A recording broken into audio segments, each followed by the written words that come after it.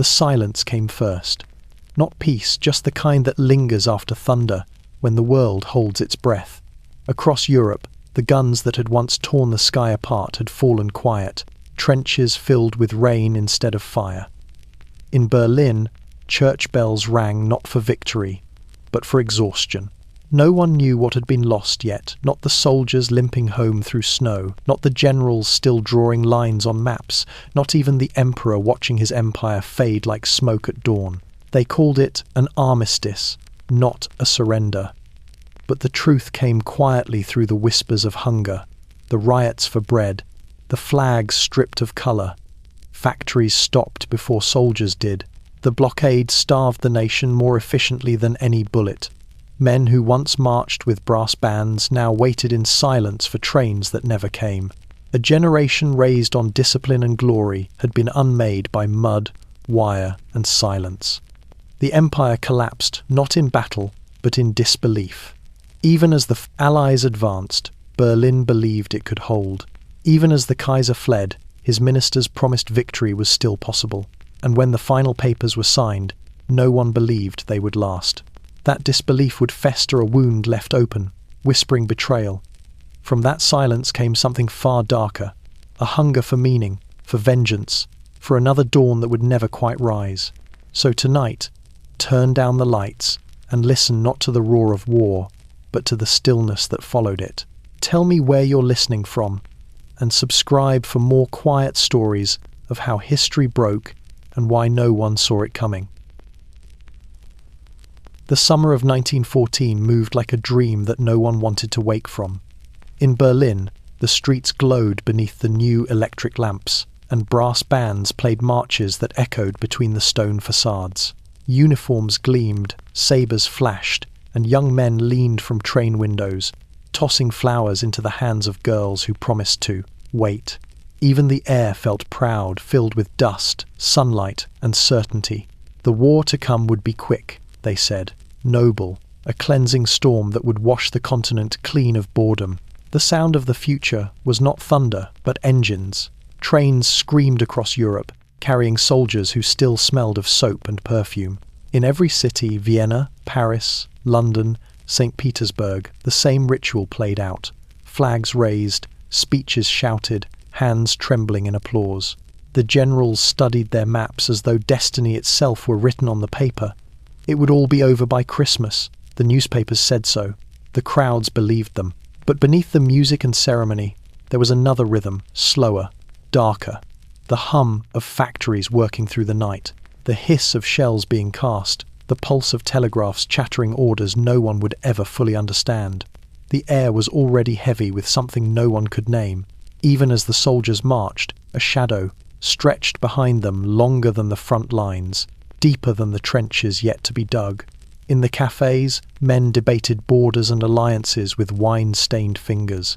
They spoke of honor and empire, of duty and destiny, as though these were coins that could be exchanged for blood. But in the fields of East Prussia, in the hills of Lorraine, the wind moved differently. It whispered through the wheat, carrying the scent of rain and iron.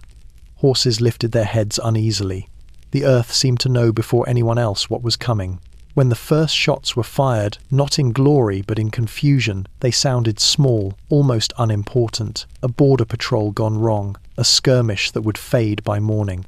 Yet within days, the sky itself began to change. The smoke of burning villages mingled with summer haze. Roads filled with refugees who did not yet understand that they were leaving home forever. Letters home still carried laughter, promises, and postcards of cities that would soon be rubble. By the time the leaves began to turn, the trains ran slower, the songs quieter. The uniforms were no longer bright. The faces behind them had learned silence. In the trenches near the Marne, men dug into the soil like moles, waiting for orders that would never make sense. The war that was supposed to last weeks had already stolen the century. And yet, in Berlin, the bells still rang. The empire still believed. No one saw the shape of its ending, not in the smoke, not in the parades, not in the letters that still began with "Dearest Mother." The sound before the storm was not thunder. It was applause. And it went on far too long. He stood before the mirror in the palace at Potsdam, the weight of the empire stitched into his uniform. Wilhelm's reflection looked every inch the emperor he imagined himself to be, the silver eagle gleaming on his chest, the pointed moustache curled like a banner of confidence. Outside the windows, the gardens shimmered under the July sun, every hedge trimmed with military precision. The world beyond those gates, he believed, should look the same, ordered, obedient, shining with purpose. The Kaiser's dream had been born of envy and admiration in equal measure. Britain had its empire of seas, France its glory, Russia its endless steppe. Why not Germany? The factories of the Rhine burned through the night, forging steel and ambition in equal measure.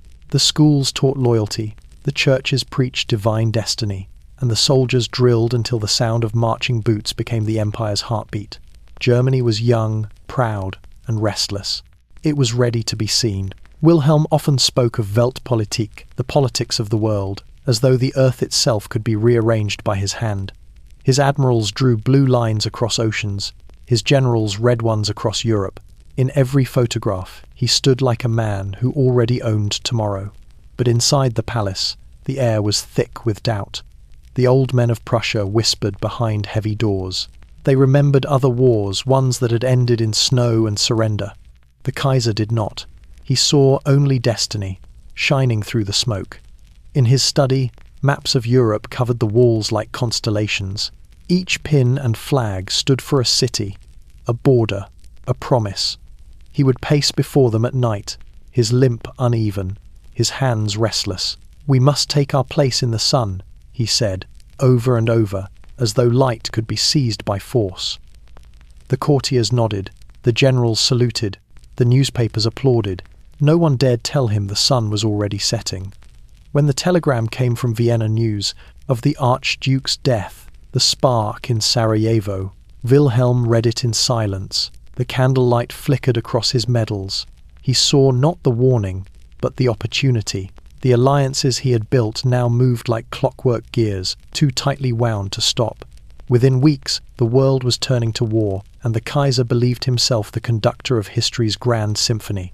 But the music was louder than he had imagined. Mobilization became chaos. Rail lines clogged, orders crossed. The machine of empire groaned under its own brilliance. By the time the troops reached the front, the rhythm of war had escaped his grasp. Reports came slower, each one darker than the last. Villages burned, thousands vanished into the mud, and the bright flags of the empire sagged with rain. Still, Wilhelm smiled for the cameras. He waved from balconies, his voice booming across the parades. "Forward, my children," he cried, as though belief itself could bend the future. But the empire he had built was already beginning to crack, too proud to see it, too disciplined to admit it. In the end, the Kaiser's dream was not of conquest, but of control, and it was the one thing he could never hold. The palace lights burned long after midnight, and in the silence that followed, even the mirrors refused to shine. They called it the Schlieffen Plan, a name spoken with the confidence of science, drawn in clean black ink across a map of Europe. It promised victory in 42 days, a simple sweep through Belgium, a turn toward Paris, and the war would be over before the leaves began to fall. The generals studied it like scripture. The Kaiser admired it as art. The soldiers believed it as truth. None of them understood that maps cannot bleed, and plans do not scream. When August came, the trains began to move 100,000 wheels, singing the rhythm of certainty. Every station was draped in flags and flowers. Mothers clung to uniforms that still smelled of starch, not sweat. Boys grinned from the windows, tossing coins to children running beside the tracks. They shouted that they would be home by Christmas, and perhaps they believed it. The air itself seemed to hum with faith. Germany was marching into legend. The first weeks moved quickly, cleanly, almost beautifully. Columns of grey surged through Belgium, their helmets gleaming like river stones. Villages burned behind them, their smoke rising straight into the blue. Resistance was crushed under artillery that thundered like gods awakening. To the soldiers, it felt unstoppable, a new kind of order sweeping across an old, decaying continent. Even the mud seemed to part for them.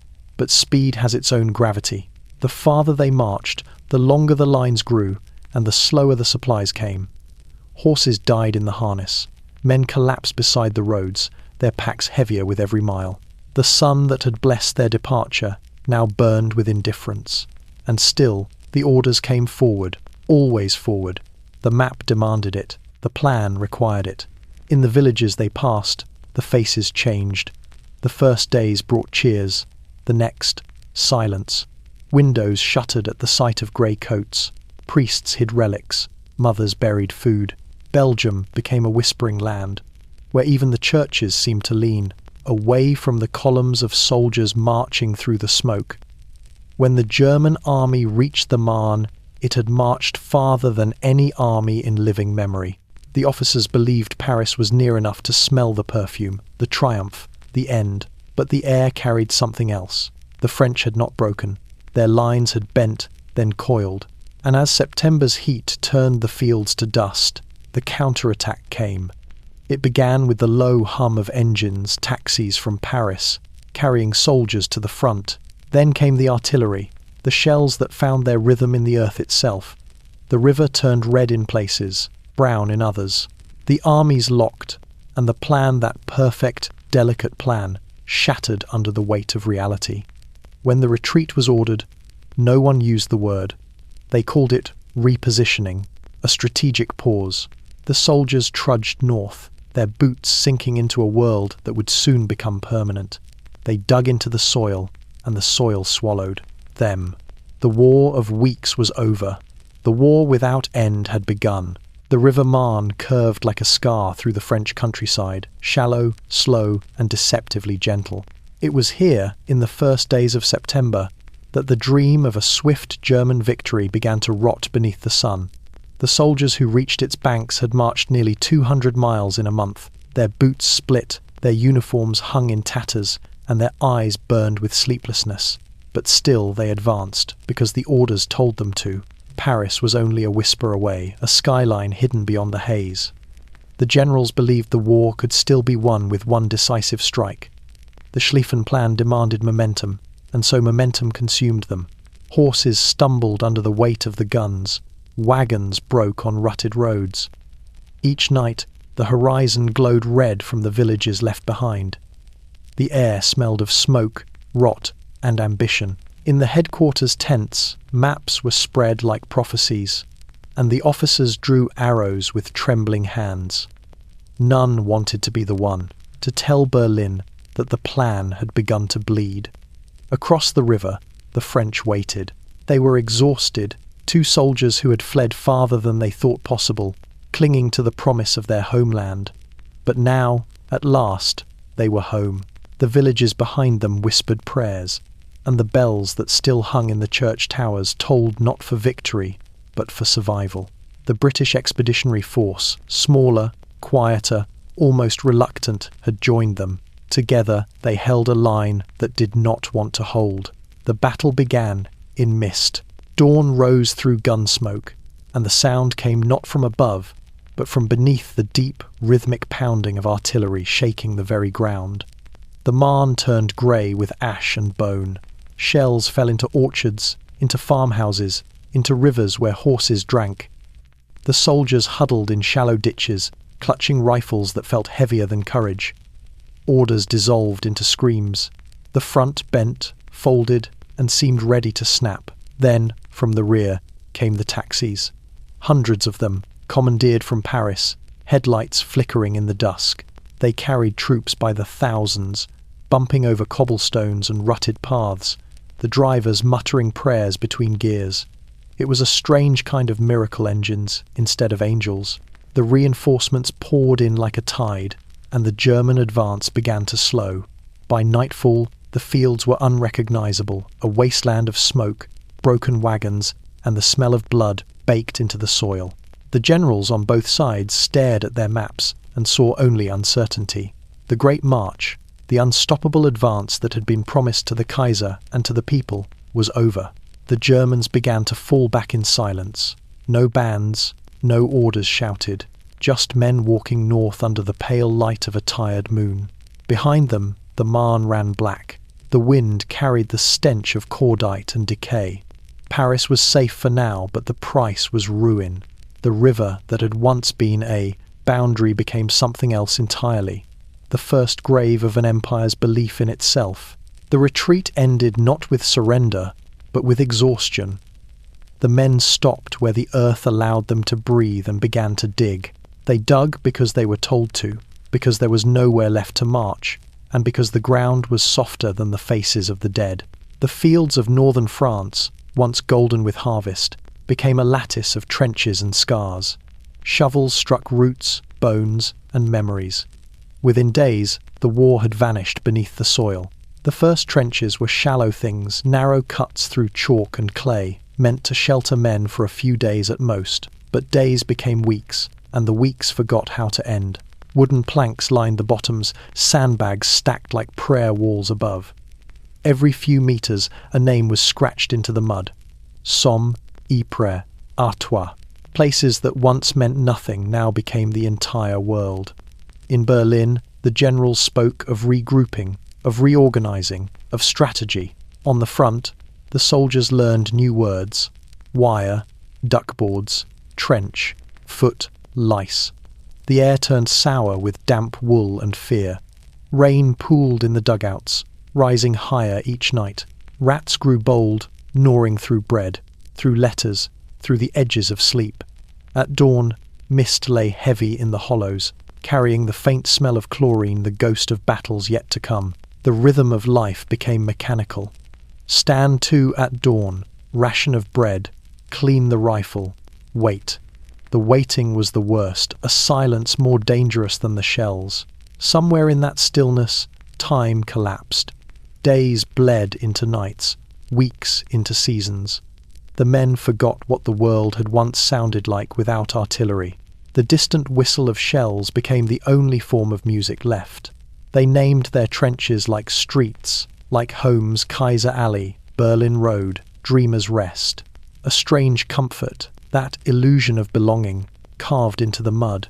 On calm days, the two sides shouted to each other across the wire, sometimes insults, sometimes jokes, sometimes warnings about snipers. They were enemies only by command. Between them stretched a wasteland the width of a breath, no man's land, where everything that once grew had been turned to ash. Winter arrived like punishment. The rain froze into a grey crust, and the trenches turned to tombs. The dead could not always be buried. They simply became part of the wall. Boots froze to feet, rifles to hands. The sky hung low and white, pressing down on the world. Yet still, every morning, the bugle sounded, and men climbed the ladders into the open, into the cold, into death. In those first months of trench life, Germany's army learned to survive but forgot how to win.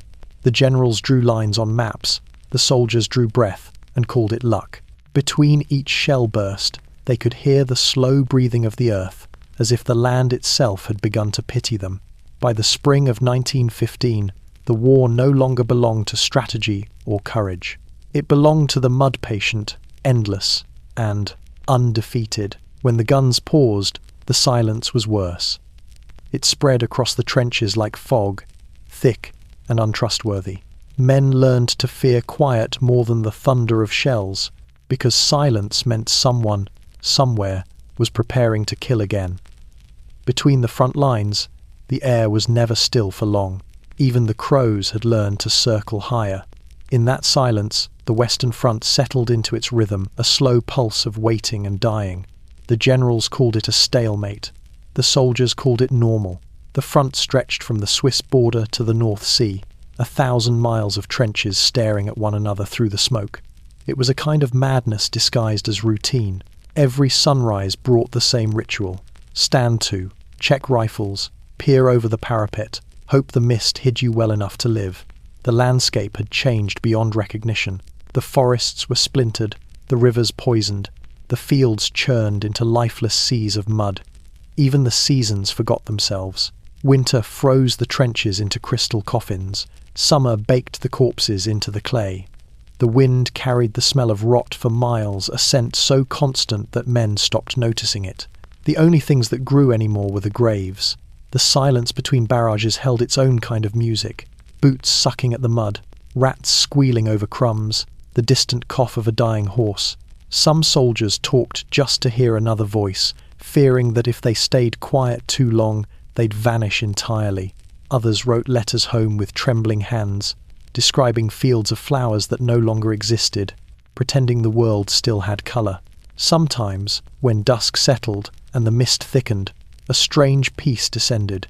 The enemy's voices drifted across the wire, laughter, songs, even fragments of lullabies. The French sang of home. The Germans answered with hymns. For a few moments, the war became two sets of men remembering what it meant to be human. Then the flares went up, and the machine guns began again. The brief tenderness vanished into smoke. The officers in Berlin and Paris studied their maps and called it progress. They measured victory in yards gained and lives spent. But for the men in the trenches, time had stopped. Each day was only another turn of the wheel, another breath stolen from the mud. The younger soldiers still spoke of courage. The veterans knew better. Survival had replaced glory. Faith had been traded for habit. The sky above Flanders never truly darkened. The guns flashed so constantly that night looked like dawn. Men learned to sleep through bombardments, their bodies adapting to the rhythm of horror. When the shells finally ceased, they woke uneasy, knowing quiet was the sharpest sound of all. In the west, the silence was not absence, it was weight. It pressed on the lungs, the heart, the soul. The noise of war could be endured, the silence after it could not. By the winter of 1915, the front had stopped moving. The men no longer dreamed of victory, only of waking somewhere that wasn't this silence that never ended. While the West drowned in mud and waiting, the East still believed in movement. There, the war seemed larger, faster, almost romantic, a clash of empires beneath open skies. The generals in Berlin called it the Eastern Hope, a front wide enough to win what the West had already lost. If the trenches in France were a coffin, the plains of Russia looked like freedom, but freedom, like everything else, had its price. In the summer of 1914, two Russian armies rolled westward, vast and hungry for vengeance. They marched without food, without maps, but with faith that numbers alone would break the Germans. For a time, it seemed possible. The villages of East Prussia burned like candles in the night. Refugees poured into the countryside, dragging their lives behind them in carts and silence. The Kaiser's dreamland trembled at its edges. Then came Hindenburg and Ludendorff, two names that would soon be whispered like spells. The old general and his iron-handed deputy arrived in the chaos like surgeons to a fever ward. They studied the maps not as landscapes but as wounds. At Tannenberg, they closed the cut. The trap unfolded with mathematical precision. German trains carried men faster than the Russians could march. Radio signals were intercepted, orders decoded, and an entire army, the second, was encircled before it even knew it was alone. The battle lasted 5 days. When the smoke cleared, the fields were littered with bodies and broken rifles. 90,000 Russians surrendered. 78,000 more lay where they fell. East Prussia was saved, and the Kaiser sent his thanks. The victory felt like resurrection. Bells rang in Berlin. Newspapers printed portraits of the generals, Ludendorff stern and silent, Hindenburg carved from stone. They were hailed as saviours, men who could do what others could not. The Eastern Front, once a wound, became a promise. From those fields of death rose the illusion that Germany could still win, by sheer will. But the East was deceptive. Its space swallowed men faster than bullets. For every town taken, 100 more waited beyond the horizon. Supply lines stretched thin across forests and snow. Horses froze in their harnesses, their bodies standing upright in the cold. Soldiers marched until their feet bled through their boots. The land was too vast, the victories too small, and yet the reports kept coming glowing, triumphant, full of confidence. The East is secure, they said. The Russians retreat. What they did not say was that the front stretched wider with every mile, the soldiers thinner, the hunger deeper. The empire was trading blood for distance, and no one dared call it what it was. a slow unravelling disguised as success. In the west, the trenches filled with despair. In the east, they filled with snow. The difference was only in the colour. By the winter of 1915, the Eastern hope had become a mirror reflecting victory on its surface, hiding exhaustion beneath. The men at Tannenberg had saved an empire. They had also doomed it to believe salvation was still possible. By the second year of the war, Berlin no longer smelled of perfume and coal smoke, but of hunger. The shop windows that once shimmered with glass and sugar stood half empty. Coffee was mixed with acorns, bread was darkened with sawdust, butter had become memory. Yet the posters on every corner still shouted, "Sieg! Victory!" in bright red letters that peeled in the rain. At first, the home front had been proud, a nation of wives and mothers knitting socks, writing letters, keeping the fires of faith alive. But as the months wore on, the rhythm of patriotism grew hollow. The factories swallowed whole families now. Women with soot on their faces, boys not yet old enough for the trenches. The air itself was mechanical, filled with the hiss of steam and the hammer of steel. The empire had learned to turn hunger into labour. Ration cards appeared, small, brittle papers that determined the measure of a week. Flour, potatoes, coal, soap. Every line meant endurance. People queued in silence, before dawn, wrapped in coats that no longer kept the cold away.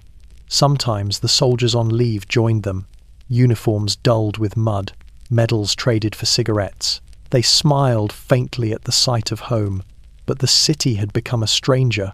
Propaganda filled the silence where laughter used to live. Films showed brave men charging through clean fields, while the real ones wrote home about rats, frost, and gas.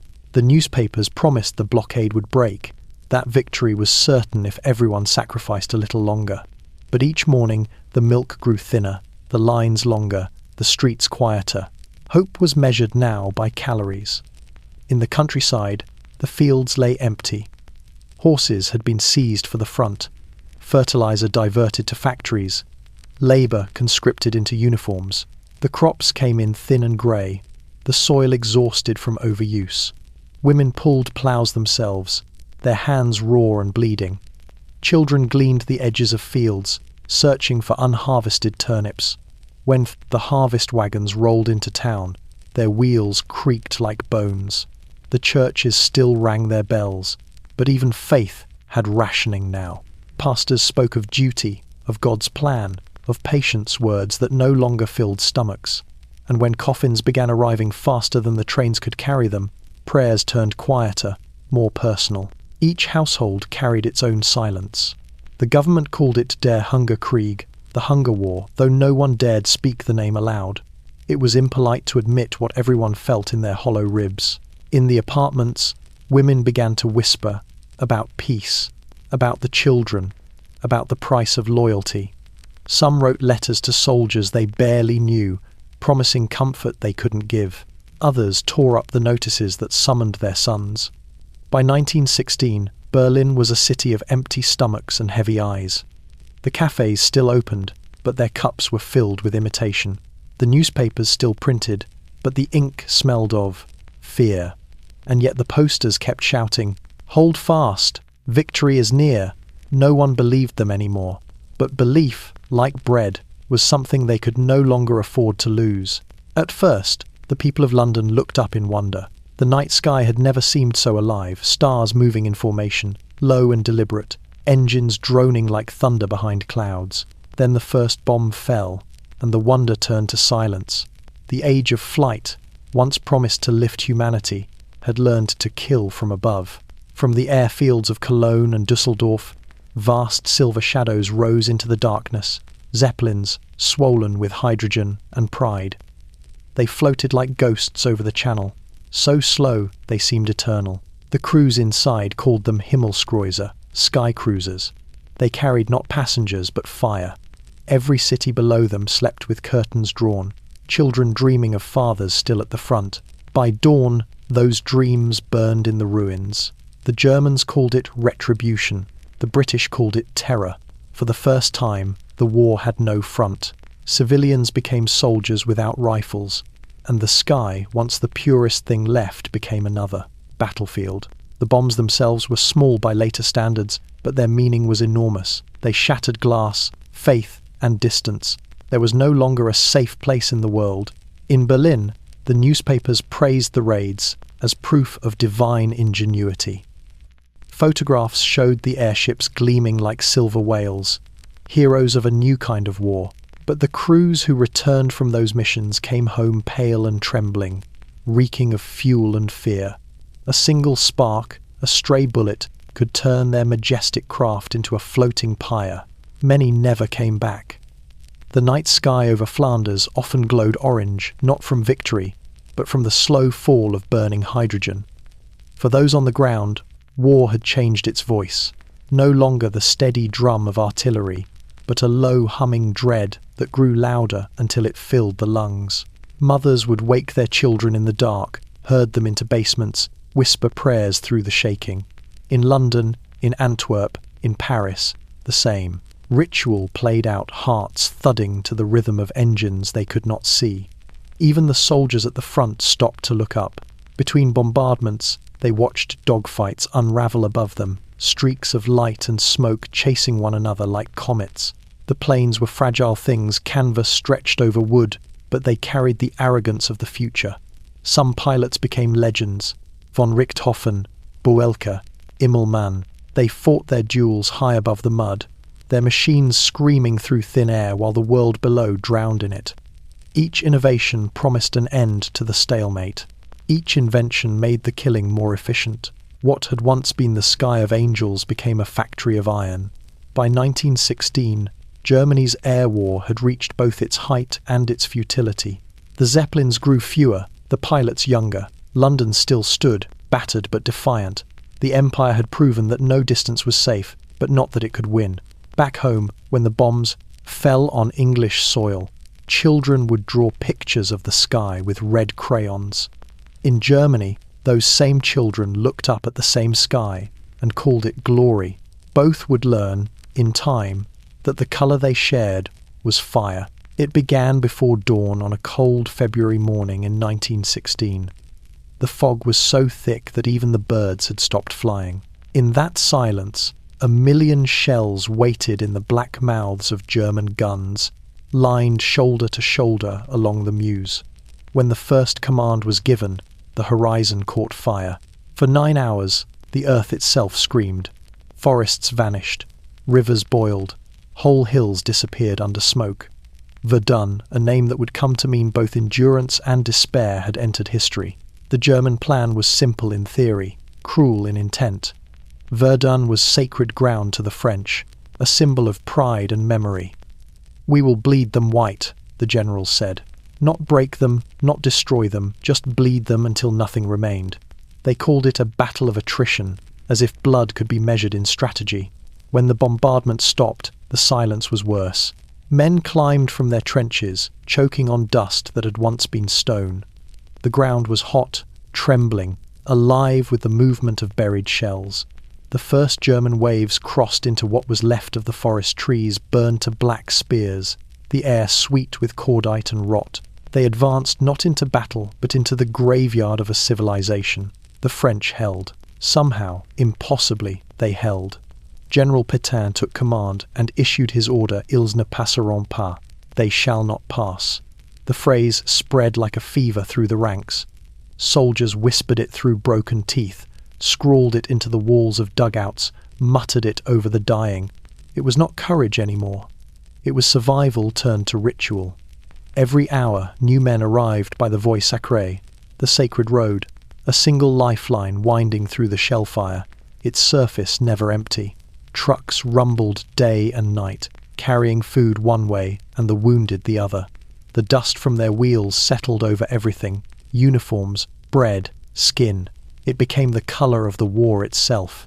Verdun did not move. It burned. The forts changed hands, the hills were levelled, but the line stayed the same. Both sides poured men into the fire until the ground refused to take them. When it rained, the trenches filled with a sludge of blood and ash. Helmets floated like petals on a poisoned river. The men began to whisper that Verdun was eating them one by one, without hurry, without pity. In Berlin, the news was printed in bold type: Fort Douaumont taken. Then, weeks later, Fort Douaumont lost. Victories and defeats blurred together until neither meant anything. The Kaiser praised his generals. The generals promised success. And still the shells fell, for 300 days and nights, until the hills themselves seemed to melt. By the time Verdun finally fell silent in December, more than 700,000 men lay in that small corner of France, not as soldiers or enemies, but as dust. The battle had gained nothing, proven nothing, changed nothing, except that no nation would ever be the same again. The French called Verdun their victory. The Germans called it a lesson. But for the men who lived through it, there were no words left at all. Only the sound of the wind passing over the graves, whispering, "They shall not pass." And yet, they did. When dawn came over the Somme, it looked almost peaceful. A pale mist rolled over the low fields of Picardy, softening the scars of trench and crater. Birds fluttered from tree stumps that had once been forests. For a moment, even the soldiers believed the world might forgive what had been done to it. Then, at 7:30 in the morning, the whistles blew, and 120,000 men climbed out of the earth. The plan had been written in optimism. A week of shelling, the generals promised, would tear the German line to pieces. The enemy's wire would be shredded, their trenches obliterated. The British soldiers were told they could walk to victory. "It will be a stroll," said one colonel, "a grand day's work." So they walked straight into the guns. For 7 days and nights before the attack, the sky had never been dark. Over 1 million shells were fired, their thunder rolling endlessly across the fields. The soldiers huddled in their dugouts, deaf and beaty, sleepless, the ground trembling like a living thing. When the shelling finally stopped, the silence rang like a lie. The Germans climbed from their deep bunkers, stretched their legs, and waited. On the first day of July, 1916, the British Army suffered 60,000 casualties, 20,000 dead, before the sun reached its height. Entire regiments vanished in the first hour, their names left hanging in the morning mist. The whistles had promised movement. The machine guns answered with permanence. The wire remained intact, the trenches unbroken, and the men fell like wheat under a scythe. Those who survived lay still among the bodies, pretending to be dead until nightfall. The smell of cordite mixed with the stench of opened earth. Medics crawled through the craters, dragging the wounded back by their collars. Somewhere in the chaos, the rain began. Gentle at first, then endless. It washed away the faces, blurred the uniforms, filled the shell holes until the wounded drowned where they lay. From the German side, the view was no less horrific. The men behind the Maxim guns fired until their barrels glowed red, until their ears bled from the sound. They watched the waves come and fall, again and again, each one slower than the last. By night, they crept into no man's land to gather souvenirs, photographs, letters, bits of uniform tokens of an enemy that looked exactly like themselves. In London, the newspapers called it progress. The generals called it experience. A new plan would soon follow, they said, one that would surely break the stalemate. But the men who had seen the Somme knew better. They had learned the lesson, and the world above them had already forgotten it. The battle dragged on for 5 months, devouring villages, rivers, forests, and nearly 1 million lives. By the time it ended, the front had moved 6 miles. 6 miles of nothing. The Somme became not a victory, not even a tragedy, just a rhythm the war would never stop repeating. When winter came, the guns froze in place, the trenches filled with ice, and the world sank back into silence. The lesson had been written in blood, clear enough for anyone to read. No one did. By the winter of 1916, the war had reached the kitchens. The front no longer ended at the trenches. It ran through every stove, every table, every mouth. In Berlin, the shop shelves looked like wounds, stripped, hollow, echoing. There was bread, but it was grey. There was coffee, but it wasn't coffee. There was meat, but only in stories. The blockade had closed its fist, and inside that fist was an empire slowly suffocating. The British Navy's invisible wall stretched across the North Sea, patient and merciless. No food, no fuel, no medicine could pass without their blessing, and none was given. Ships that tried were turned back, or sunk, or simply vanished beneath the waves. The ports grew quiet, the markets followed, and then, so did the people. At first, the government called it inconvenience, then austerity. Finally, necessity. Ration cards multiplied until they filled entire drawers. Mothers queued before dawn for bread that was half sawdust, half grain. Children learned to chew slowly, to make the taste last. Potatoes became gold. Sugar became legend. The hunger crept from the streets into the bones, a steady ache that replaced faith. In the countryside, fields stood unharvested. The farmers had gone to war, and those who remained worked with shaking hands, too weak to lift the plough. Horses had long since been seized for the army, and cattle dwindled to nothing. Women pulled carts where animals once stood. The soil itself seemed tired, giving less each year, as though it too had joined the strike against war. Winter brought its own cruelties. The cold bit deeper when the stomach was empty. People burned furniture for warmth, then books, then hope. Newspapers carried lists of calories instead of victories. And yet, the official bulletins still proclaimed endurance, that German ingenuity would triumph over hunger, that the empire's will was stronger than the blockade. But no speech could fill a stomach. No slogan could quiet the growl that had become the empire's heartbeat. In the barracks, soldiers noticed the difference first. The rations shrank, the bread grew darker, the soup thinner. Letters from home began to speak not of love, but of longing for food. "Send what you can," one wife wrote, "even if it's crumbs." The men at the front ate them in silence, tasting the desperation of the homeland. Then came the turnip winter. 16 to 17 a season, remembered not for battles, but for what was eaten in their place. Turnips by the millions, boiled, baked, ground into flour. A nation fed on fodder, and called it perseverance. The children's faces hollowed, the old ones faded quietly. Doctors began writing malnutrition in their reports, a word more fatal than bullets. By spring, even the crows had abandoned the cities. The streets were too still, too empty, the air too thin with hunger to support life. And still the war dragged on, mile by mile, body by body, with no end in. The soldiers could hold their trenches. The people could not hold their hunger. Germany had not yet been defeated by armies, but by appetite, a slow, invisible siege that starved the empire from the inside out. The blockade would not be lifted until the war was over. But by then, there would be no strength left to celebrate its end. It came without warning, not a roar, not a blast, but a sigh. A low, rolling hiss that slithered through the trenches and down into the dugouts like a living thing. The soldiers looked up from their rifles, sniffed the air, and froze. The wind had changed. At first, they thought it was fog, the same pale mist that always crept along the ground before dawn. But this fog moved differently. It curled and swirled with purpose, tinged with a greenish light that caught the morning sun.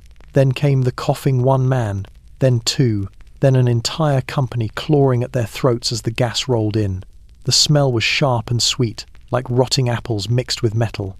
Chlorine, the new weapon. The men of Ypres had no masks then, only rags soaked in urine pressed over their mouths. They learned in seconds what science had taken months to perfect. Lungs burned, eyes flooded, skin blistered. Those who tried to run found that their legs no longer obeyed them. Those who fell were buried not by earth, but by air. The gas clung to everything, rifles, boots, bodies. It sank into the soil and stayed there, waiting. When the wind shifted, it came back. Even the rats fled, squealing as they drowned in the trenches. The survivors staggered blind into the open, coughing blood that steamed in the cold. Many were shot by their own side, mistaken for ghosts. Berlin called it progress. The scientists, Haber, Bosch, and the men in their white coats called it innovation, a necessary advantage in a war of stalemate. They spoke of efficiency, of ratios and chemical purity, their words clean and careful while soldiers died choking in the mud.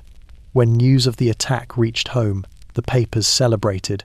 "A new weapon of victory," they proclaimed. No one printed the photographs of the dead faces turned green, eyes open, mouths frozen mid-scream. The Allies soon replied in kind: phosgene, mustard gas, new mixtures that hung low and invisible, attacking through the smallest, gaps in clothing. Entire regiments vanished overnight, suffocated in silence. By 1917, every soldier carried a gas mask, a leather snout that made them look less like men and more like insects crawling through hell. The war had turned from mechanical to chemical, from impersonal to intimate. Gas changed the rhythm of battle. The weather mattered now, every breeze, every shift of pressure. Men watched the sky with the suspicion of farmers, praying the wind would favor them. On quiet days, they could smell death in advance, faint, metallic, familiar. The trenches filled with that scent, day after day, until even clean air seemed untrustworthy. The doctors called it gas fright, a sudden panic when the breeze rustled through the grass, or a cloud moved wrong, or the sun caught the mist at the wrong angle. Thousands of men collapsed from fear alone, clutching their masks, choking on memory rather than poison. When the war ended, the fields bloomed again, wildflowers, over the same soil where the gas still slept. Farmers ploughed carefully, eyes watering from ghosts they couldn't see. Science had promised to save lives. Instead, it learned how to unmake them quietly. The wind had always been invisible.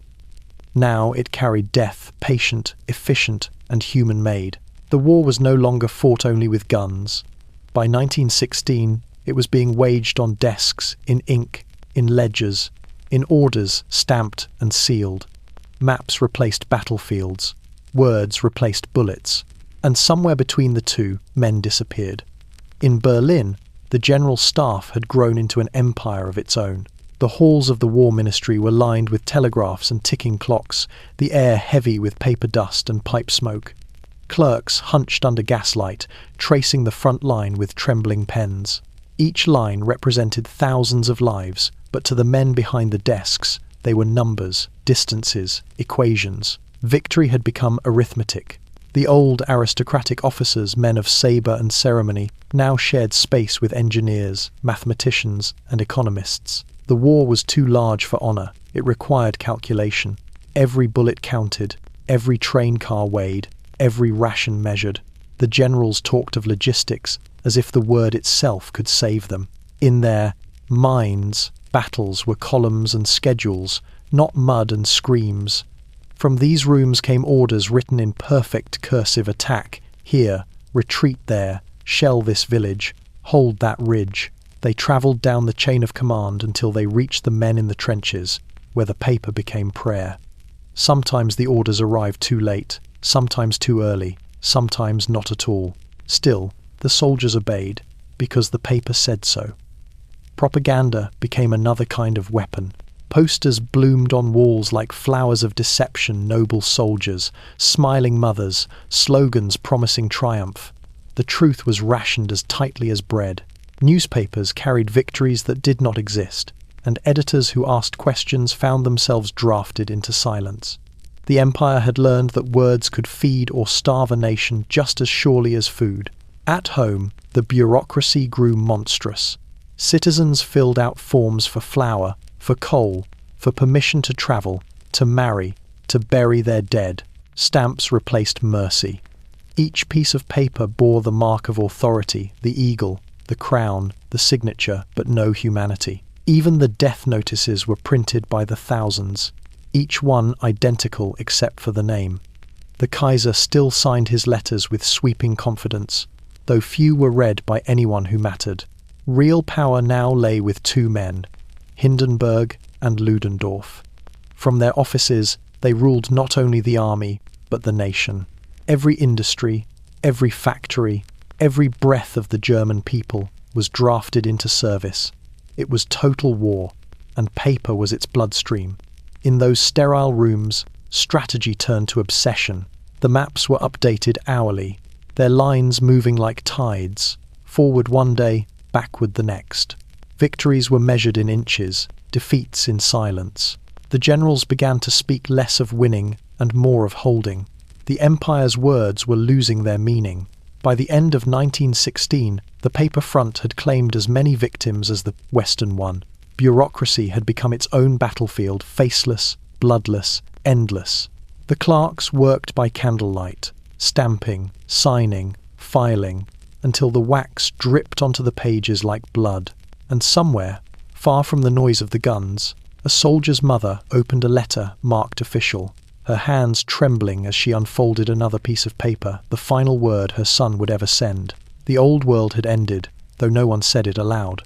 By 1916, the war no longer looked like men fighting, it looked like machines devouring them. The sky, the sea, the earth itself had become instruments of industry. Factories hummed like heartbeats. The front lines were conveyor belts of death. And humanity, caught in between, became part of the mechanism. The first tanks appeared like moving fortresses, iron beasts crawling over the mud, their treads chewing through corpses and trees alike. The men inside suffocated in fumes, deafened by their own engines, blind through narrow slits filled with smoke and sweat. To those in the trenches, they looked invincible, unstoppable, until they stalled, sank, or burned.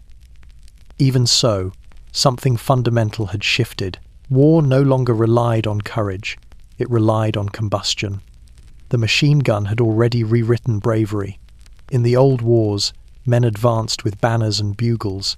Now, a single gun could erase a battalion in seconds. Each weapon hummed with precision, indifferent to the hands that fed it. The soldiers spoke of the guns as if they were alive. The Spandau's singing again, they'd say, or the Vickers is angry tonight. The machines had moods now, tempers, and they decided who lived and who didn't. In the factories of Essen and Krupp, women replaced men at the furnaces, sparks lighting their faces as they hammered shells that would one day fall on sons and brothers. They worked through nights that never ended, their hands cracked from cold, their lungs filled with dust. Posters called them heroines, the foremen called them munitionettes. They called themselves tired. The railways became the veins of the empire. Every night, trains loaded with shells, bread, and bodies rattled through the darkness, their wheels screaming across the iron tracks. The soldiers called them ghost trains, because they never stopped and never returned empty. The locomotives glowed red against the horizon, like the arteries of a machine that had forgotten why it lived. Even the sky had been industrialized. Biplanes circled endlessly above the front fragile frames of wood and wire, carrying men barely old enough to shave. They climbed into the clouds to fight wars invisible from the ground, the roar of their engines like insects trapped in glass. When one was hit, it fell burning, spinning lazily through the air, its smoke trailing like a signature across heaven. Beneath all the invention, the men remained the same, tired, hungry, frightened. They no longer fought for king or country, but to survive another hour in a world that had turned mechanical. The chaplains prayed beside the engines. The doctors stitched the wounded beside the factory gears. Everything hummed, clanked, or exploded. Even silence had a rhythm now. The generals called this progress. The newspapers called it modernity. The soldiers called it madness. Machines were meant to free mankind from labour. But in this war, they had enslaved him completely. By the end of 1916, the empire was producing more weapons than food, more engines than answers. The machine had become its own god, efficient, unfeeling, and eternal. When night fell over the front, the guns kept firing without pause, as if the world itself had become clockwork. And in the distance, through the haze of smoke and oil, a single truth turned like a gear. The future had already begun, and it would never again belong to men. By 1917, faith had been reforged. The church bells still rang, but their echoes were drowned beneath the endless pounding of artillery. Soldiers no longer prayed for victory. They prayed that the next shell would miss. In the cities, the people no longer prayed at all, unless one counted the way they stared at the sky, waiting for bread to fall instead of bombs. Faith had become metal. Steel was its scripture. Industry, its god. Every poster said the same thing. Believe in the fatherland. Believe in the guns. And they did at least. They tried. The steel mills glowed brighter than cathedrals. The chimneys rose higher than steeples. Inside, the workers bowed before the furnaces, feeding them coal, iron, and fatigue. The heat baptized them in sweat. Their offerings were shells, rifles, bayonets, millions of them stamped with numbers instead of prayers. The sermons came now from the newspapers, their words sharpened by propaganda. The enemy was evil, faceless, endless. Every sacrifice was sacred. Every death was devotion. The Kaiser, once a symbol of divine right, had become a ghost still smiling from the posters, still giving speeches to invisible crowds, but his voice had faded beneath the roar of his own machine. In the trenches, the soldiers learned to worship differently. Their saints were the engineers who built the mortars that could end suffering faster. Their relics were shell casings polished smooth by mud. They no longer looked upward.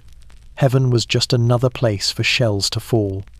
When they bowed their heads, it was not in reverence, but in recoil. The chaplains still came, carrying Bibles that smelled faintly of cordite. They spoke of endurance, of duty, of God's mysterious plan, but their words floated through the air like smoke, dissipating before they reached the heart.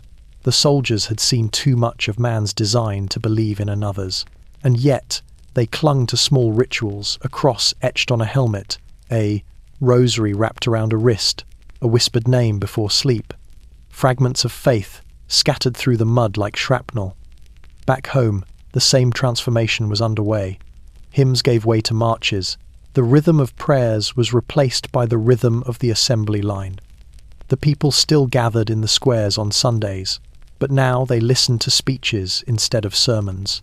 "Steel will save us," the ministers declared. "Steel and spirit are one." And the crowd believed, because belief was easier than despair. But steel was faith without mercy. It demanded more each day, more ore, more labor, more blood. When workers collapsed, replacements were found. When factories were bombed, new ones rose from the rubble. The empire's devotion was absolute, and like all devotions, it consumed its worshippers. By the summer of 1917, the front lines had changed little, but the soul of the nation had changed entirely. The old prayers had rusted. The new ones were written on the barrels of guns.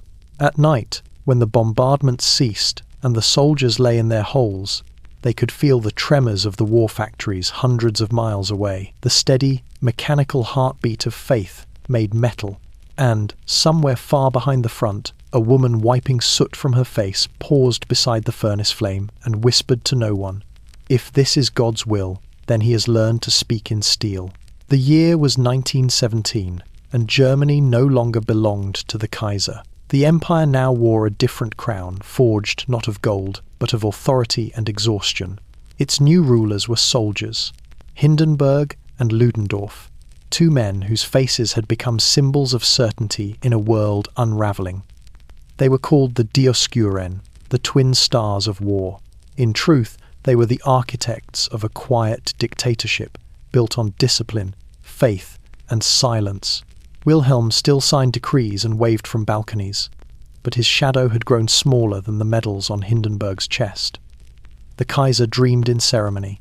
His generals dreamed in logistics. And where the monarch sought glory, they demanded obedience. From their offices in Spa and Kreuznach, they ran Germany as though it were a garrison, every factory, every farm, every human heartbeat a gear in their design. Hindenburg was the elder, broad and immovable, his voice slow and deliberate, like the turning of a massive wheel. Ludendorff was the engine quick, restless, and cold. Together, they formed a balance of power, too efficient to be challenged. Ministers deferred to them, newspapers quoted them, and the people, starving but desperate for direction, began to worship them. Posters showed their faces above the words, "Trust the High Command." Under their rule, the war became mathematical. Every citizen was a resource, every resource a weapon, The Hindenburg program promised salvation through production, more shells, more rifles, more planes, more of everything except mercy. Men too old to fight were sent to factories. Boys too young to shave carried rifles. Women laboured until their hands cracked and bled. Their wages turned to dust by inflation. All of Germany moved to the same rhythm. The tempo of survival dictated by the generals' clocks. To enforce this unity, dissent became treason. Strikes were crushed, newspapers censored, whispers punished. Priests preached obedience from the pulpit, and teachers drilled patriotism into classrooms that smelled of chalk and hunger. Even music changed. The songs of love and longing faded. In their place came marches heavy, proud, and hollow. But behind the facade of order, cracks spread like frost beneath glass. Reports from the front grew darker. The soldiers no longer spoke of victory, only of endurance. Supplies ran thin, morale thinner. Ludendorff ordered new offensives, desperate to break the stalemate before the empire broke itself.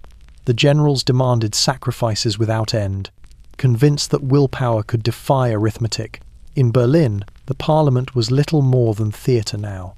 Civilian ministers smiled for the cameras and nodded to military orders they could no longer influence.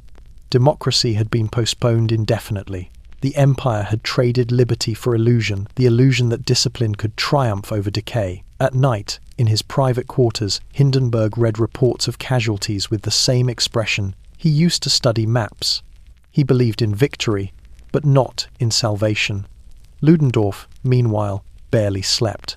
He stalked his office like a trapped animal, obsessed with control, rewriting plans that no longer obeyed the laws of reason. Between them, they commanded millions and trusted no one. The German Empire had become a soldier's dream and a nation's nightmare. Efficient, relentless, and utterly exhausted. When the guns fell silent for an hour at Christmas, the generals called it a temporary pause in operations.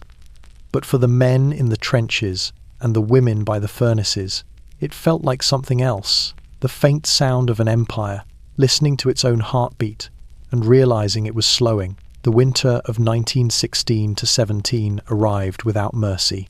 Snow fell over the empire like ash, covering cities that no longer glittered and fields that no longer fed. The rivers froze, the chimneys went cold, and hunger became the season's only constant. In Berlin, the people whispered a new phrase, with bitterness and shame: "Die, Steck-Reuben Winter, the turnip winter." It began when the last potato harvest failed. The fields, stripped and exhausted, yielded almost nothing, and what little they produced rotted in storage before reaching the cities. The government, desperate to feed the nation, turned to what remained animal fodder: turnips, hard, bitter, and pale as wax. They were ground into bread, boiled into soup, mashed into porridge. Every meal tasted the same of dirt and despair. The posters still told people to endure. "Eat less today for victory tomorrow," they said. But victory had lost its flavour. In apartments with frost on the walls, families gathered around stoves that held no fire. Children slept in coats. Mothers traded wedding rings for coal. When there was nothing left to burn, they burned furniture, books, even the wooden floorboards beneath their feet. Factories slowed, then faltered. Machines froze to stillness, their iron lungs filled with ice. The trains ran late or not at all, and soldiers at the front began receiving letters filled with apologies instead of food. "We are well," one mother lied, "and so proud of you." Her handwriting trembled with hunger. Disease followed quickly: typhus, influenza, pneumonia. Hospitals filled with the starving and the frozen, indistinguishable from one another. The doctors wrote "malnutrition" on the death certificates so often that they began to abbreviate it. Grave diggers worked through the night, their shovels striking frozen soil that refused to yield. In the suburbs of Hamburg and Dresden, the cemeteries filled faster than the bakeries. The government blamed the blockade, the weather, the enemy. But the people began to blame something closer: their leaders, their generals, the very idea of obedience. Murmurs of protest grew in the bread lines. "Enough," someone would mutter. "For what?" Another would answer. Yet the police still patrolled with rifles, and the hunger kept their courage quiet. At the front, soldiers noticed the change. The care packages that once carried chocolate and cigarettes now held turnip jam and a few crumbs of black bread. The taste of home had become punishment. Letters spoke less of love, more of loss, neighbours gone, children ill, the world shrinking. One soldier wrote, "The cold at home is worse than the shells here. At least they end quickly." When spring finally came, it brought no relief, only mud and the smell of decay as the snow melted. The people returned to the markets that had nothing to sell. Even hope was out of stock. Still, the empire survived. Barely. The generals spoke of renewed offensives, the Kaiser smiled from photographs, and the newspapers declared resilience. But in the silence between headlines, something fundamental had changed. The people had endured too long for too little. The turnip winter had not merely starved the body, it had emptied the soul. And though the snow melted, the hunger it left behind did not. It lingered quiet, patient, invisible, waiting for the day it would no longer fear the sound of its own anger. In the east, the great enemy had fallen, but the victory felt hollow.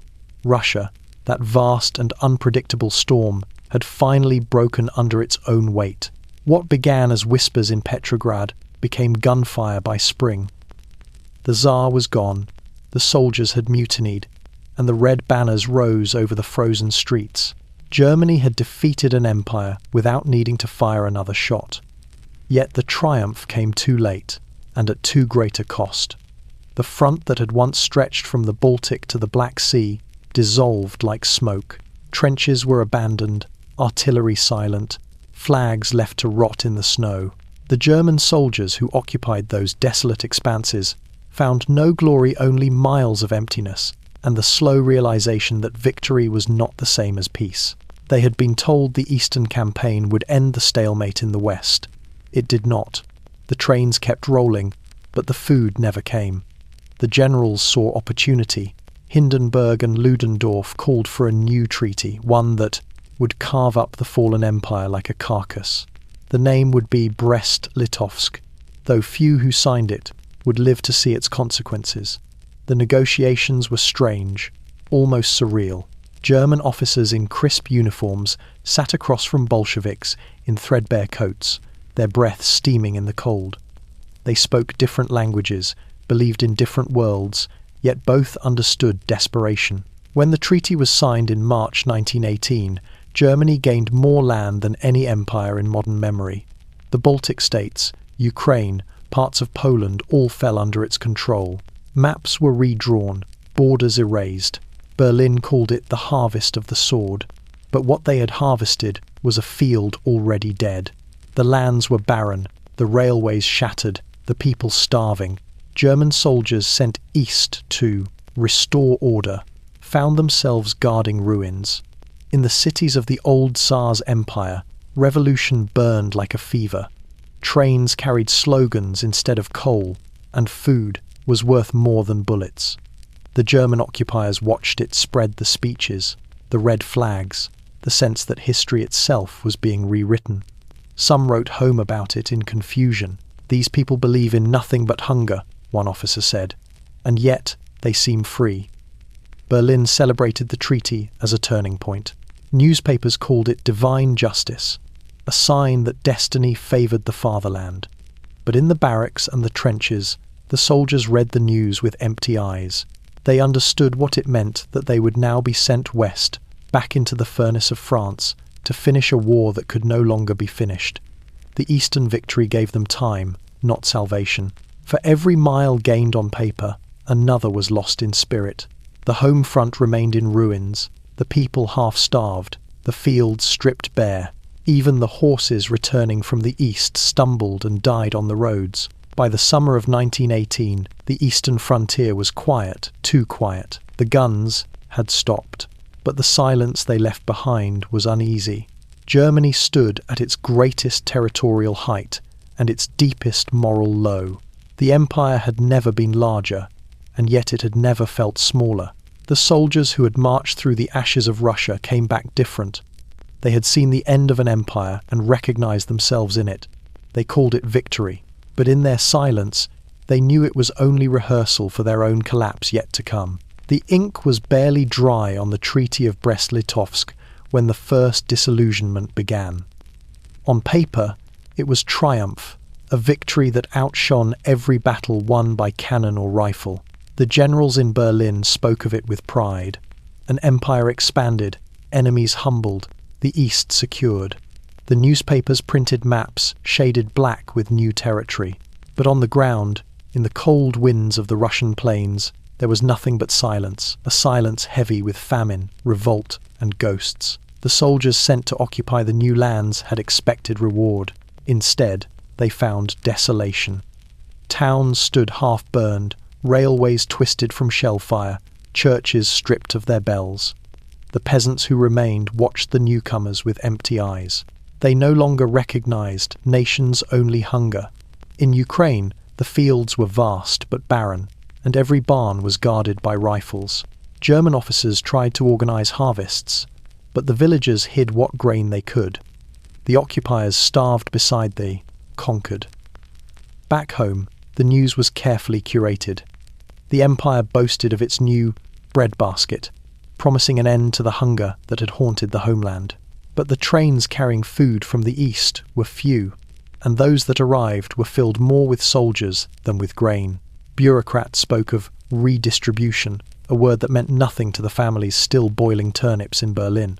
The price of peace, it seemed, was more waiting, more rationing, more faith in speeches. The generals tried to turn conquest into order. Ludendorff envisioned a vast German protectorate stretching from the Baltic to the Black Sea, a cordon of stability, he called it. But stability could not be commanded from a desk. The eastern frontier was too wide, too wild, too weary of kings and armies. The Bolsheviks, though beaten, had not disappeared. They simply retreated into the shadows, whispering revolution through the villages. Every night brought new fires on the horizon. Every dawn revealed more corpses on the road. Meanwhile, the soldiers who had marched east began to wither in spirit. Their letters home spoke not of glory, but of decay. "We have taken everything," one wrote, "and there is nothing left to take." The men called the captured lands the graveyard without fences. They buried comrades not in marked graves, but wherever the frost allowed a shovel to break the ground. Even the wind there seemed to mourn. When news of the treaty reached the Western Front, the reaction was muted. The men in the trenches had long since stopped believing in salvation. To them, the fall of Russia was another story from another world, one more rumor of victory that never reached the mud. "Let the officers celebrate," they said. "We still die the same." And they did. For all the gains in the east, the Western guns did not fall silent. If anything, they grew louder. The troops that had once fought the Tsar now boarded trains westward, their boots still crusted with frozen Russian earth. They carried with them no trophies, only a weariness that could not be shaken. In the halls of power, Hindenburg called Brest-Litovsk a peace of honor. The soldiers had another name for it, the peace of the hungry. The map of Europe had changed, but the soul of Germany had not. The war was supposed to end. Instead, it deepened. The empire had won its peace on paper, but lost it everywhere else, in its fields, in its homes, and in the quiet eyes of those who no longer believed in victory at all. The trains from the east arrived in darkness. They carried men who looked more like shadows than soldiers, hollow-eyed, frost-bitten, silent. Their uniforms were stiff with dirt, their rifles rusted, their boots wrapped in rags. They had marched across half of Europe for a victory that no longer mattered, and when they stepped onto German soil again, no one cheered. The platforms were too quiet, the people too thin. Home was supposed to smell of bread. It smelled of smoke instead. They had been told they were coming home to triumph, to rest, to celebration. Instead, they found a nation on the edge of collapse. The trains that brought them west were lined with ration boxes half empty, their engines starving for coal. The women at the stations looked older than their years. The children stared, unsure whether to wave or hide. The men noticed how the shop windows were bare, how the streets were grey with hunger. They had conquered a continent and returned to find it gone. At the front, the Western Front. The trenches waited like open graves. The men of Verdun and the Somme were still there, those who hadn't been claimed by gas, shellfire, or madness. They watched the Eastern veterans arrive with a mixture of pity and dread. Reinforcements, the generals called them. Ghosts, the soldiers whispered. The officers gathered their weary ranks and spoke of one final push, a grand offensive that would break the enemy before the Americans arrived in full. The men listened, nodding, pretending to believe. They had learned that disbelief was dangerous. Hope had become another form of insubordination. Orders were easier than questions. Back in Berlin, the newspapers printed optimism as if it were rationed. The Fatherland Offensive. They called it the last great chance. Ludendorff's speeches grew feverish, his voice trembling between defiance and desperation. He promised that Germany would not just hold, but win. "We will drive them into the sea," he said. The five. Crowds applauded, but their hands were thin and slow. Even applause had grown tired. By the time the soldiers reached the new staging grounds, spring had begun to thaw the frozen ground. Mud rose again, thick as oil, swallowing boots and wagons. The same fields they had bled for 3 years earlier still looked the same, cratered, stinking, unholy. Nothing grew there but crosses. The air still carried the metallic tang of blood, though the battles had long passed. It was as if the land itself refused to heal. When the offensive began, the guns spoke for days, the loudest voice of the dying empire. For a moment, it worked. The front moved forward, the enemy fell back. Villages were taken, bridges crossed, dreams rekindled. But then the lines stopped moving again. Ammunition ran out, the horses collapsed, the men refused to stand. What little was gained melted away in mud and fatigue. The long retreat began quietly. There were no orders for it, no trumpet calls, no declarations. Men simply stopped advancing. One by one, they turned back toward the west, toward the fatherland, toward whatever remained of home. Some walked, some crawled, some never arrived.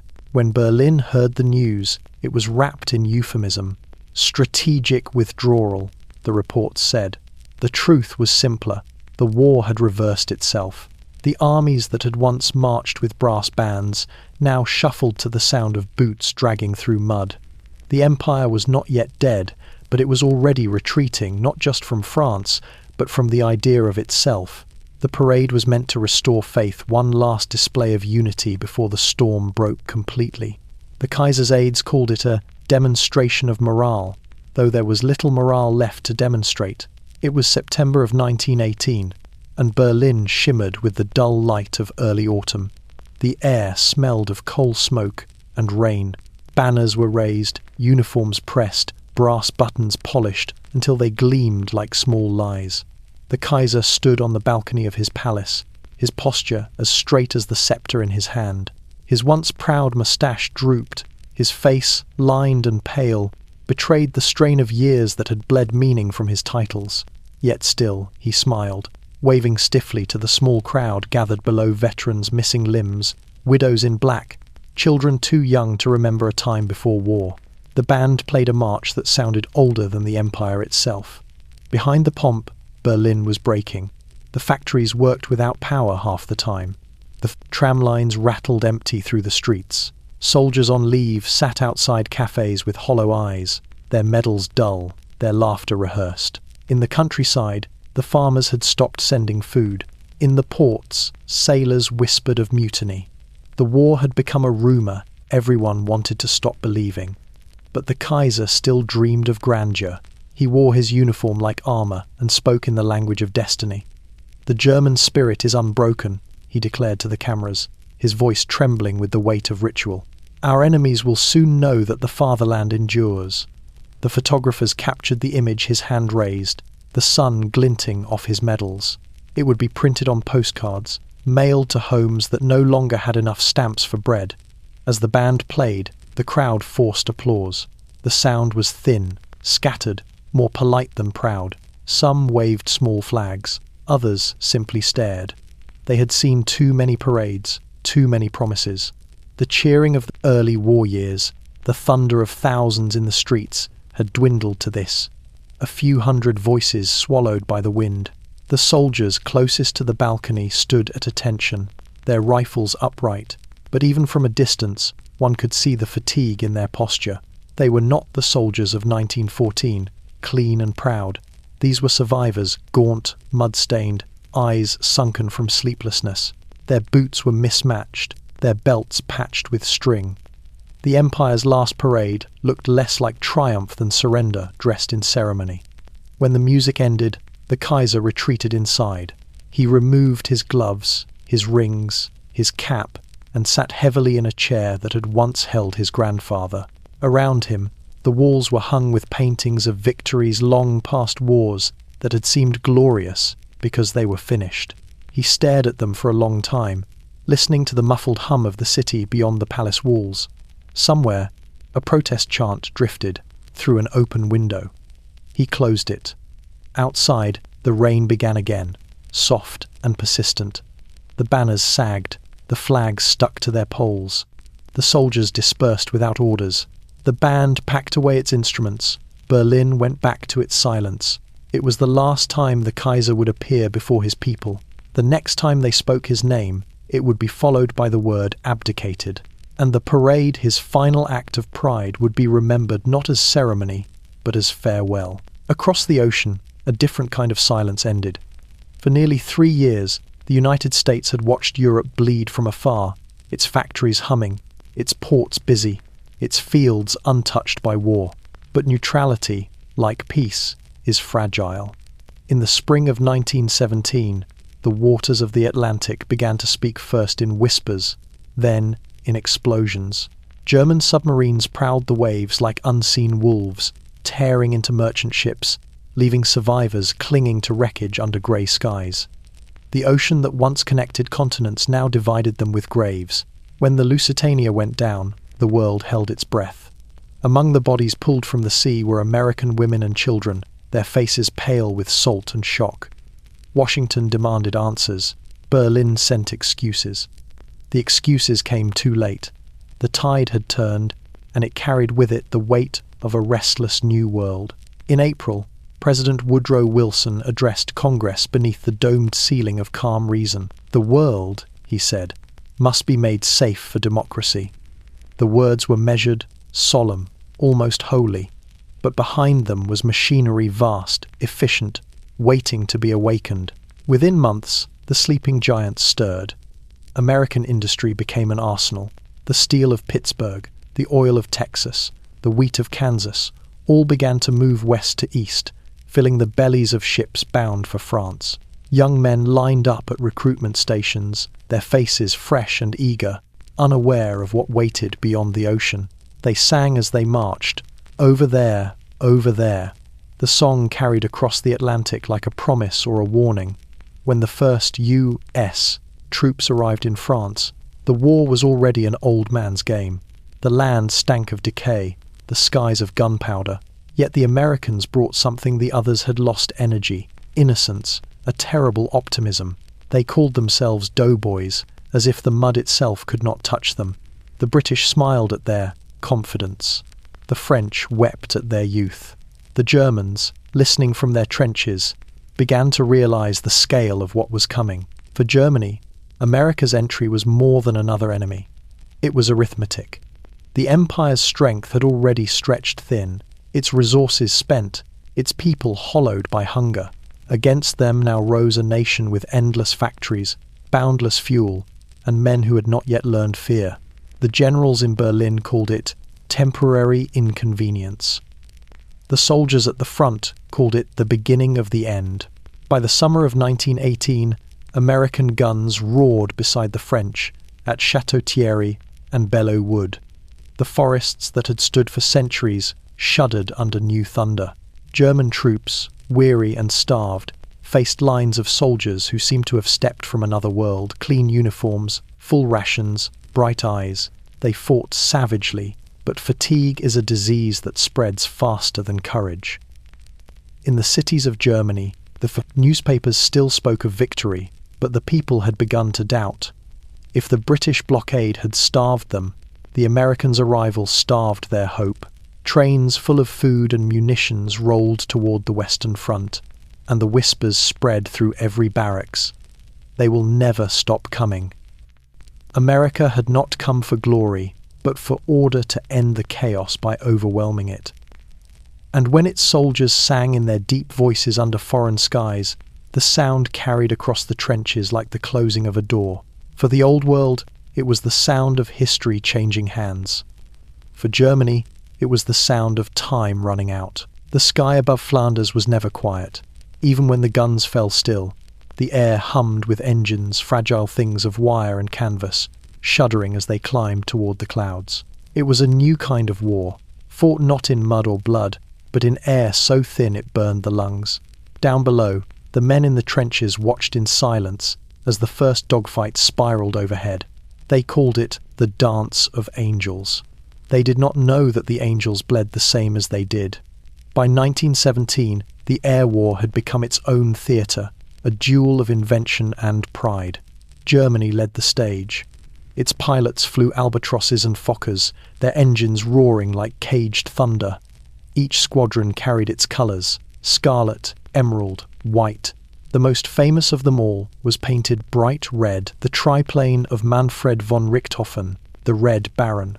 He was 24 years old, polite, methodical, and utterly lethal. From 5,000 feet up, the front looked peaceful. The trenches were lines of silver scars, the craters shallow pools of sunlight. From that height, the war seemed almost abstract geometry and motion, grace and smoke.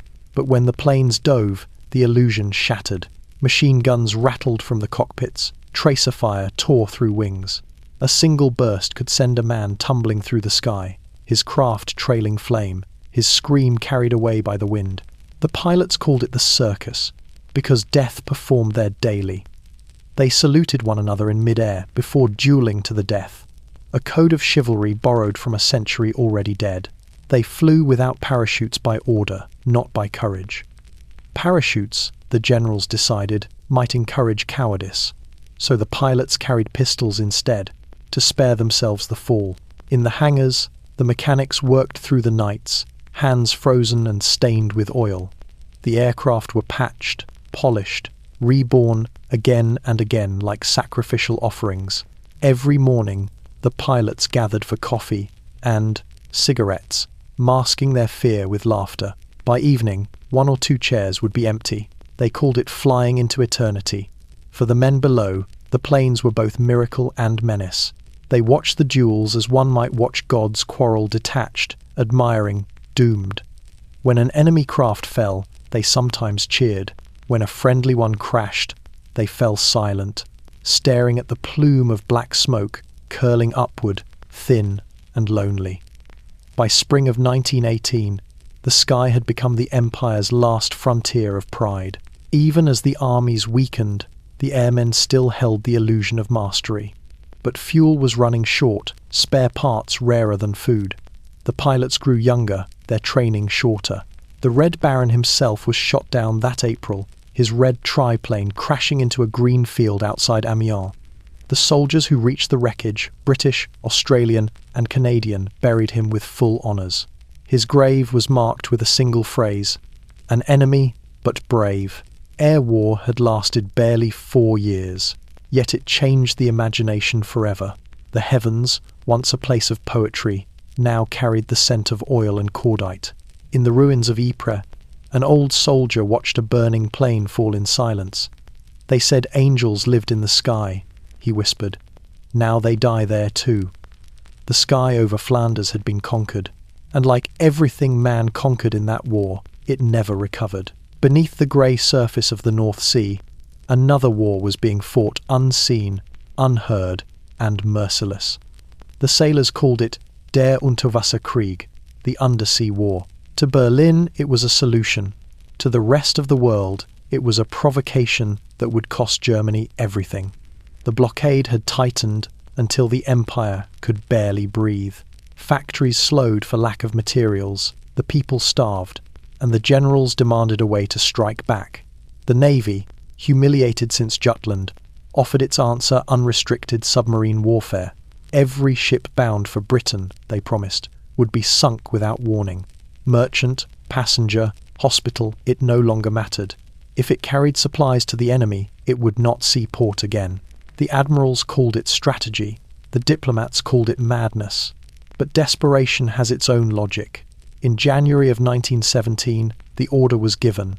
Within weeks, the seas turned predatory. The U-boats slipped from their pens at Kiel and Wilhelmshaven like sharks at dusk. Each was a narrow coffin of steel, its crew sealed inside for weeks at a time. The air stank of oil, sweat, and fear. When they dove, the pressure groaned through the hull like an old god whispering. Men learned not to speak above a murmur, not to cough too loudly, not to think about the depth meters ticking downward. Life inside the submarines was lived in shifts 2 hours awake, 2 asleep, and the constant hum of the engines as lullaby. When the periscope rose, the world above looked deceptively calm sunlight on water, gulls circling. Then the order came, torpedo loss. The sea erupted. A column of white spray leapt skyward, followed by the sound of tearing metal. Through the lens, the sailors watched ships break apart like paper toys. Some sank quickly, others burned for hours. The men on the decks leapt into the waves, their cries faint through the steel walls. The U-boat crews logged the sinking, then turned away in silence. There was no room for conscience beneath the waves. For a time, the campaign worked. Britain trembled as convoys dwindled, docks fell quiet, and food shipments ran late. The German newspapers printed headlines of triumph, England hungers, and the High Command congratulated itself on turning starvation outward. Yet the sea, like war itself, never obeys one master for long. The Allied navies adapted. Convoy escorts multiplied. Depth charges rolled from decks into the dark, and the hunters became the hunted. Many U-boats never returned, disappearing without distress calls, swallowed whole by the same water they had ruled. The survivors who surfaced days later came home, changed their eyes, haunted, their lungs raw with diesel fumes. And then came the consequence no one dared predict.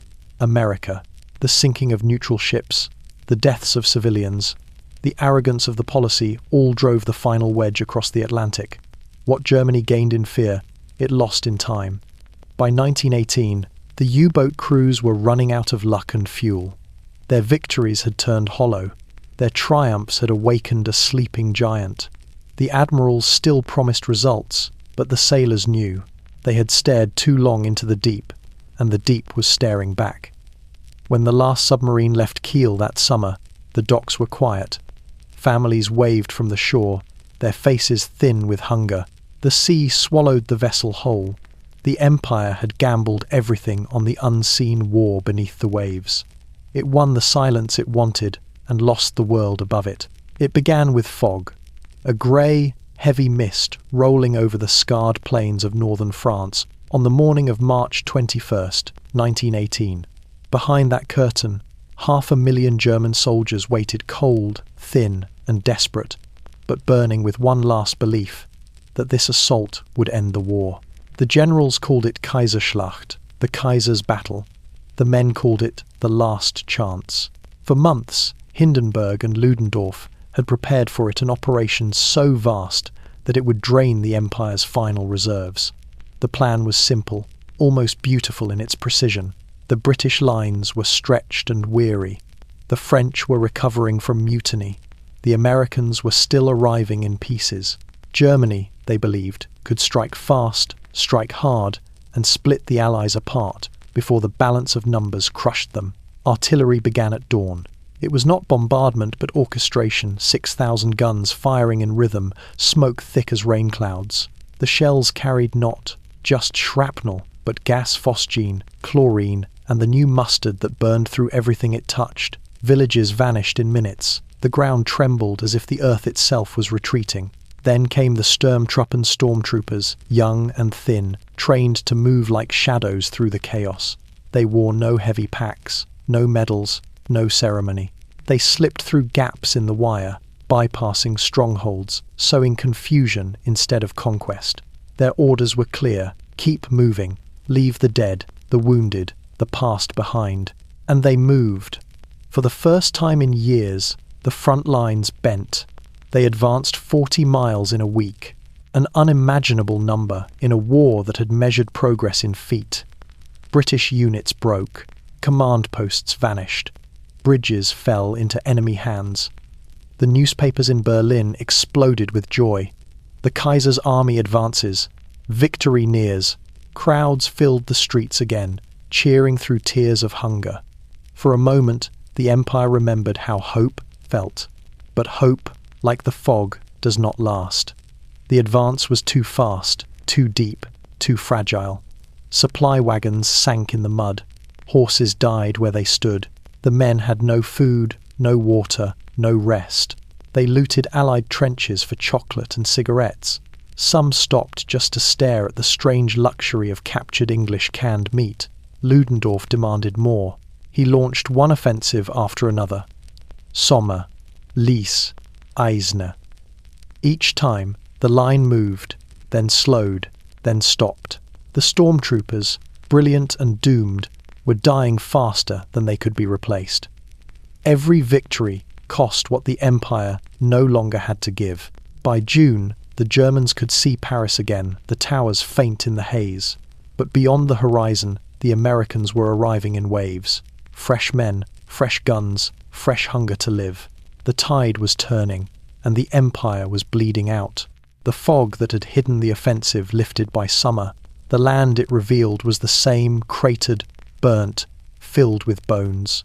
The dream of the last chance had evaporated into smoke and silence. Ludendorff wept in private. The soldiers, too exhausted to care, sat in trenches that were no longer theirs and waited for the counterattack. The spring offensive was the Empire's final heartbeat, fierce, brief, and unsustainable.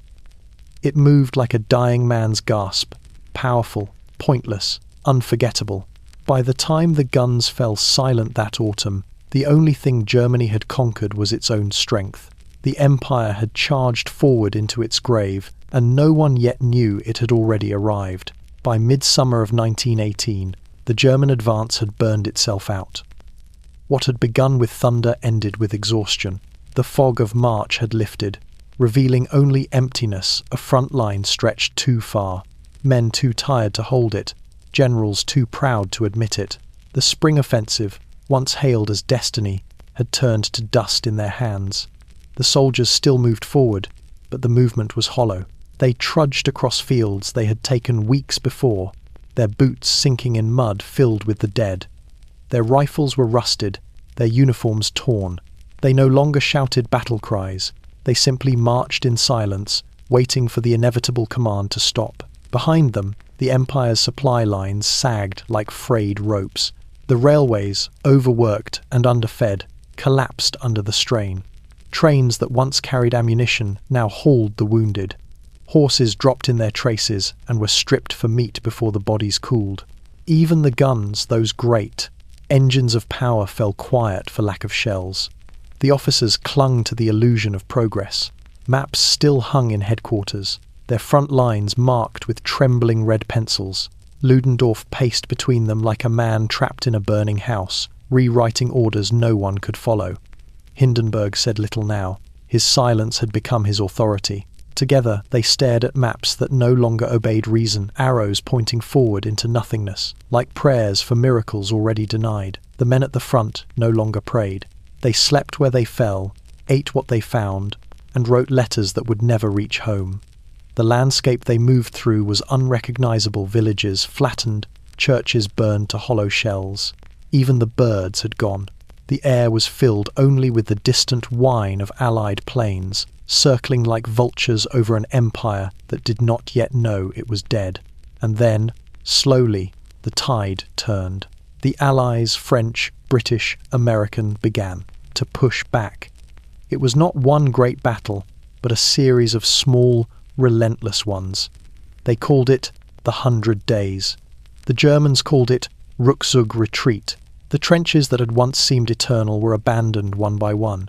The front receded, inch by inch, like a tide withdrawing from a poisoned shore. By August, the soldiers understood what the generals would not say aloud. The war was lost. The new recruits were boys, barely trained. sent forward with promises and wooden rifles.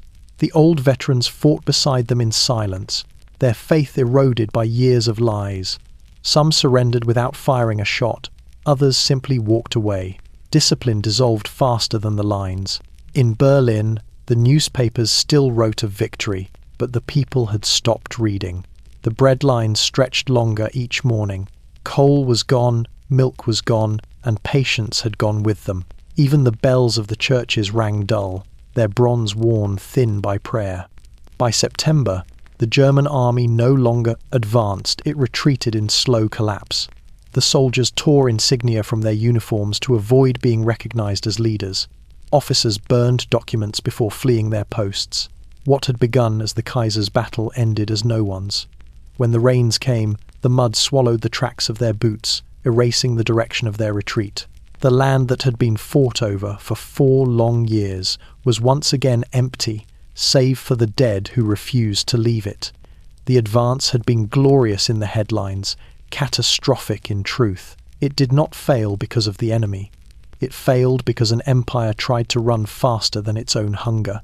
The front had broken through, and in doing so, it broke itself. The counterattack began quietly, almost politely.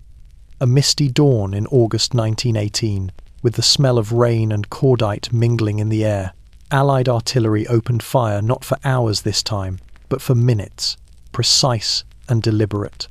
Then the infantry rose, supported by tanks and the deep, steady rumble of engines. It was a new sound, mechanical and confident. The Germans in their trenches looked up from their cold rations and realized the impossible was happening. The enemy was advancing. They called it the 100 Days, 100 days that would erase 4 years of conquest. 100 days that would drag the German army back across the continent like a dying animal. The Allied line, reinforced by fresh American divisions, moved with speed no one thought possible anymore. The French pushed at Soissons, the British at Amiens, the Canadians at Arras. The air was thick with smoke and dust. The sky filled with aircraft biplanes crossing paths like angry insects. The front that had stood still for years now began to move, and once it did, it would not stop. The Germans fought, but not as they once had. Their bullets still struck true, but their belief no longer did. Units shattered under pressure. Prisoners came in droves, walking with their hands up before the shooting even started. Entire divisions melted away overnight. There were no reserves left to fill the gaps. The empire had spent its last strength in the spring and found nothing left for summer. In Berlin, the generals refused to admit the truth. Ludendorff issued furious orders, counterattacks on imaginary fronts, new offensives from armies that no longer existed. "Hold at all costs," he commanded, but there were no costs left to pay. The soldiers obeyed only in form. When ammunition ran out, they left their guns. When food ran out, they left their posts. The front was dissolving not through defeat, but through disappearance. For the Allies, each mile gained was both triumph and horror. The villages they liberated were wastelands, craters where homes had stood, wells poisoned, fields mined. The civilians who crawled from the ruins looked less like survivors than phantoms. The advancing soldiers carried chocolate and cigarettes for them, unsure whether to smile or apologize. The war they thought they were winning had long since outgrown the idea of victory. In the rear, rumors spread faster than the retreat. The Kaiser's government insisted the army was withdrawing to better positions. The soldiers laughed bitterly at that. There were no better positions left. By September, the Allies had reached the Hindenburg Line, the final wall of fortifications Germany had built as a monument to permanence. It was said to be impregnable. It fell in 2 weeks. The Americans stormed through the Argonne, their enthusiasm undimmed by the slaughter. The French retook villages they had not seen since 1914. The British pushed across the Somme once more, marching over the graves of their own dead. The same fields that had once devoured men now lay silent, yielding to a different kind of destruction, the end. By October, the German army was in full retreat. The front that had been the Empire's pride was now its funeral procession wagons of wounded, columns of prisoners, and behind them the endless black smoke of burning supply dumps. When Ludendorff finally confessed the truth to the Kaiser, that the war could no longer be won. Wilhelm stared at him, as though language itself had betrayed him. "How?" he asked. "Did it come to this?" No one answered. The silence that followed was louder than the guns. The 100 days had ended the war, but not the dying. The empire still breathed, but each breath was shorter, shallower, and filled with smoke. By the autumn of 1918, the front was no longer the only battlefield. Germany itself had begun to fracture. The sound of distant guns was replaced by something closer, the murmur of hunger, the whisper of rebellion. The empire's proud order, once its greatest strength, began to turn against itself. In the streets of Berlin, the flags still flew, but below them, the people had stopped believing. The war had lasted too long, drained too deep. The cities were skeletons of their former selves, trams without power, bakeries without flour, hospitals without medicine. Children scavenged along the gutters for coal dust to burn. The newspapers spoke of perseverance, but the readers no longer looked up from the lines of ration cards. Every headline was another lie they had learned to read between. Factories, once the empire's engines, had turned into prisons of exhaustion. The women who laboured at the lathes could no longer feel their fingers through the cold. When their pay shrank again, they threw down their tools. It started small, a handful of workers in Kiel, another in Hamburg, but word travels faster than any train still running. Within weeks, strikes rippled through the cities, each one louder, bolder. "We are starving," they shouted, "and you tell us to die for honour." The police were sent first, then soldiers, but the soldiers no longer obeyed. Many joined the crowds instead, their uniforms worn thin, their belts missing holes where hunger had shrunk their waists. They had fought 4 years for an empire that could no longer feed them. When the officers shouted orders, they turned their rifles around. The riots began with words and ended with windows breaking. Shops were looted not for greed but for bread. The smell of smoke and panic filled the boulevards. In the government buildings, ministers argued over decrees none could enforce. The generals demanded martial law, the civilians demanded peace, the Kaiser demanded loyalty, and received silence. In the port of Kiel, the sailors mutinied. They had been ordered to sail one last mission, a suicidal charge against the British fleet to salvage honour in defeat. Instead, they refused to raise anchor. The officers threatened them with the firing squad. The sailors laughed, seized the docks, and hoisted red flags. Within days, the mutiny spread. Hamburg, Bremen, Cologne. By the time Berlin heard the news, the empire's navy no longer existed. It had turned into a revolution. Crowds filled the streets chanting "Peace and bread! Down with the Kaiser!" The sound was no longer a whisper, but a roar. Soldiers from the front, home on leave, joined them with rifles slung low. In the middle of it all, students handed out pamphlets quoting Karl Marx. The old Germany of discipline, duty, and divine order had dissolved into something new, something raw and uncertain. In his palace at Potsdam, Wilhelm paced like a man chasing the echo of his own footsteps. Reports poured in faster than he could ignore them. The army was collapsing. The navy had revolted. The people were in the streets. "They are ungrateful," he muttered to no one, "after all I have given them." Outside, the crowds grew larger. They were not shouting anymore. They were singing rough, hoarse, defiant, a song of hunger and endings. By November, Berlin was a city of barricades and bonfires. The empire had begun to eat itself, its banners burning in the same streets where they once flew proud. The home front had finally become the front. And this time, the battle was not for victory, it was for survival, and the right to stop dying. It began at sea, though the waves that carried it were calm. In the grey dawn of October 1918, the ships of the High Seas Fleet waited in the harbour at Kiel, silent, gleaming, and useless. Their decks were scrubbed, their guns polished, but their purpose was gone. The war was ending. Everyone knew it. The front was collapsing. The Kaiser's speeches rang hollow, and the hunger had reached even here, into the iron stomach of the navy. Yet the admirals, clinging to ghosts of honour, had planned one last gesture, a final battle against the British fleet. It would not change the war. It would only drown what remained of Germany's sons beneath the cold waters of the North Sea. When the orders came, they read like suicide notes disguised as strategy. Every sailor understood the meaning. They were to die gloriously so that the empire could fall with pride. Pride was not enough anymore. The men had watched their families starve through rationed letters, seen the factories crumble, heard rumors that the army was in retreat. They would not die for a lie. The first refusal came aboard the Thuringen. The crew gathered on deck, hollow-eyed, hands trembling from hunger and rage. "No more," someone said. It was not shouted, just spoken soft, certain, final. The officers tried to answer with authority. They found themselves outnumbered. Within hours, red flags appeared on the masts, rising where the imperial banners had once flown. The signal spread like wildfire. Across the fleet, from the König to the Helgoland crews, refused to weigh anchor.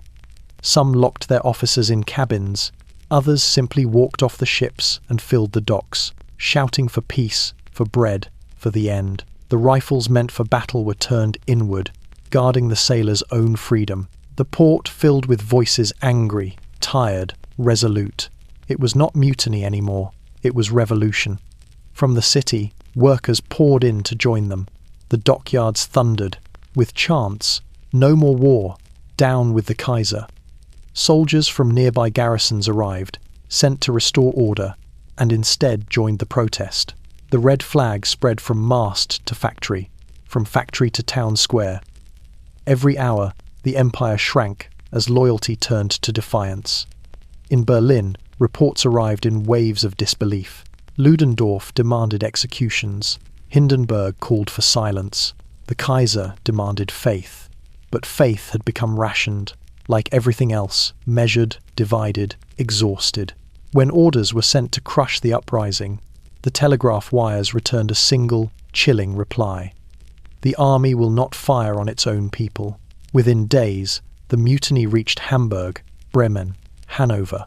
Soldiers and workers formed councils, calling themselves Räte, inspired by the revolutions sweeping the East. They printed leaflets demanding peace, reform, and the abdication of the Kaiser. In the streets, they sang the Internationale in voices hoarse with hunger. The empire's final music was not a march, but a protest song. By early November, Kiel was in full control of its rebels. The red flag still rippled in the wind, not with pride, but with weary determination. The sailors patrolled the docks, not to conquer, but to keep chaos from consuming what little remained of order. The city felt strangely calm, as if the war had finally drifted away from it, leaving only the echo of the sea. The Kaiser's fleet had never sailed for its last battle.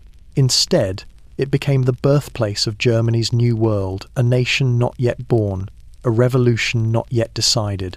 And as night fell over the Baltic, the ships of Kiel floated quietly in the harbour, no longer engines of empire, but monuments of refusal. The sea was still, the air smelled of salt and smoke, and for the first time in 4 years, the horizon was empty of orders. The train that carried Wilhelm II out of Germany left Berlin under cover of grey November mist. No fanfare, no banners, no soldiers lining the tracks, only the steady clatter of wheels echoing through empty stations, a retreat disguised as a journey. The Kaiser sat alone in the royal carriage, staring out the window as the empire he had built slid silently away behind him. He wore his uniform still, though the medals had lost their meaning. The great moustache that had once symbolized certainty drooped at the corners, heavy with years and disbelief. His left arm, withered since birth, rested on the armrest like a ghost of authority. Across from him sat a single aide, silent, pale, afraid to speak. They both knew what this journey meant. In Berlin, the revolution was complete. The red flags flew over the Reichstag. Crowds filled the streets, singing songs of peace and freedom, their voices breaking with hunger and exhaustion. The Kaiser's portrait had been torn from every office, wall. The people no longer cursed him. They no longer spoke his name at all. Forgetting had become the final rebellion. When the train crossed the border into the Netherlands, Wilhelm turned away from the window. "So," he murmured, "it is over." The aide pretended not to hear, but the words hung in the air like smoke. For 30 years he had ruled an empire that believed itself eternal. Now it had vanished in a week. The Dutch authorities received him politely, without warmth. The Queen offered asylum, but no ceremony. The palace at Amerongen, a borrowed estate of brick and fog, became his new domain. Its halls were small, its ceilings low. The Kaiser, who once commanded armies across continents, now walked alone through rooms that smelled of damp wood and resignation. He fed chickens in the mornings, wrote letters to monarchs who no longer reigned, and watched the world rebuild itself without him. He still dictated memoirs, still defended his divine mission, still called the revolution a betrayal. But as months passed, even his fury grew tired. The newspapers that reached him spoke of the armistice, of Versailles, of the hunger and chaos consuming Germany. He read them by the window, the same window where he now watched leaves fall over Dutch soil that would never belong to him. In Berlin, the monarchy was gone, replaced by a republic that struggled to stand on its unsteady legs. The generals who once saluted him now pled loyalty to the new government. Hindenburg retreated into quiet dignity. Ludendorff raved about betrayal. The empire's symbols, its eagles, its crowns, its hymns, were being melted down or forgotten. Only Wilhelm clung to the illusion that history might one day restore him. He prayed sometimes, though less often than before. The God who had once guided his armies had gone silent. In the evenings, he would walk the gardens of the estate, his boots sinking into soft Dutch soil, and listen to the distant toll of church bells. They rang not for him, but for the dead, for the millions who had perished under his watch. When visitors came, they found him courteous, even charming, but hollow. He spoke of horses, of theology, of the gardens, but never of the war. His eyes betrayed him, though they had the dull sheen of a man staring at a past that no longer existed. In the end, the Kaiser's exile was not punishment, but preservation. The world had no use for him anymore, and so it allowed him to live. The empire had died quickly. He would die slowly, surrounded by silence. And in that silence, as the wind rattled the windows of Amerongen, the last emperor of Germany finally understood what all his battles had achieved: a kingdom made of ghosts. Berlin, November 9th, 1918. The city woke beneath a low, heavy sky, the kind that promised neither storm nor sun, only change. Word spread through the streets like fire through dry leaves. The Kaiser was gone. Some said he had fled to Holland. Others said he was dead. No one cared which was true. What mattered was the emptiness his departure left behind. Crowds gathered before the Reichstag, their breath visible in the cold air. Workers in threadbare coats stood beside soldiers, still in mud-stained uniforms. Flags hung from windows, some black, red, and gold, others crimson with hammer and star. The city pulsed with tension, half triumph, half exhaustion. After 4 years of marching, starving, and burying, the German people were no longer waiting for orders. Inside the Reichstag, the politicians argued over what came next. On one floor, Prince Max of Baden, the Kaiser's last chancellor, handed power to a man named Friedrich Ebert, leader of the Social Democrats. "Keep order," Max said softly, as if passing a fragile inheritance. But order was already dissolving outside. On the balcony, Philipp Scheidemann, a party member with a trembling voice, looked down at the sea of faces below. He had not been told to speak. He simply felt the moment rising through him, larger than law, larger than permission. He stepped forward, his breath catching in the cold wind. "The old and rotten monarchy has collapsed," he cried. "Long live the new! Long live the German Republic!" For a heartbeat, the crowd stood silent. Then the sound broke: cheers, sobs, the thunder of boots against pavement, flags unfurled like waves. A republic had been born not through planning, but through exhaustion and will. It was a child of necessity, gasping for breath in a city still filled with smoke. Elsewhere in Berlin, another voice made its own declaration. Karl Liebknecht, leader of the Spartacists, climbed the steps of the royal palace and, proclaimed a times-free socialist republic, times one that would belong to workers alone. His words echoed through the same city blocks as Scheideman's, the two proclamations colliding in the cold air like competing prayers. Two republics were born that day, one seeking democracy, the other revolution. Between them stood a weary people with no strength left to choose. That night, Berlin glowed with bonfires instead of street lamps. Crowds sang, argued, embraced, fought. Soldiers drank with factory workers. Women who had lost husbands and sons lit candles for both victory and mourning. The streets smelled of coal smoke and hope, bitter, uncertain, intoxicating. In the government buildings, Ebert worked by lamplight, his hands shaking as he signed decrees he could barely control. The empire's machinery had collapsed overnight, and now every gear turned toward him. He begged the army to stay loyal, pleaded with the workers to remain calm, promised bread, peace, and stability. But stability was no longer a word anyone believed in. When dawn came, the city was quieter. The red flags still fluttered from rooftops. The Kaiser's palace stood empty, its windows black, its gates unguarded. Inside, the echo of footsteps faded into dust. Germany had entered a new age, not triumphant, not free of pain, but awake. The empire was gone, but its shadow lingered over every street, every hunger, every whisper of doubt. In the grey light of that first morning of the Republic, a man sweeping the steps of the Reichstag paused and looked up at the flag rising slowly above him. "So this is peace," he muttered. The wind caught his words and carried them away. It was not peace, not yet. It was only the pause before the reckoning. The forest was silent when they arrived, a November silence, heavy and damp, that swallowed every step. In the clearing near Compiègne, France, a single railway carriage waited on the tracks, its windows fogged, its paint dulled by rain. Inside, a table had been set with documents, pens, and the weight of a dying empire. It was November 11th, 1918. The German delegation stepped from their carriages slowly, as though entering a courtroom. Their uniforms were clean but ill-fitting, borrowed for the occasion. Their faces were drawn from sleepless nights and endless defeat. Outside, French soldiers watched them without expression. No one spoke. The air smelled of pine, ink, and surrender. At the centre of it all stood Marshal Ferdinand Foch, the Allied commander, precise, small, immovable. His face betrayed nothing. When the German delegates saluted, he did not return it. He merely gestured to the table. "You may sit," he said.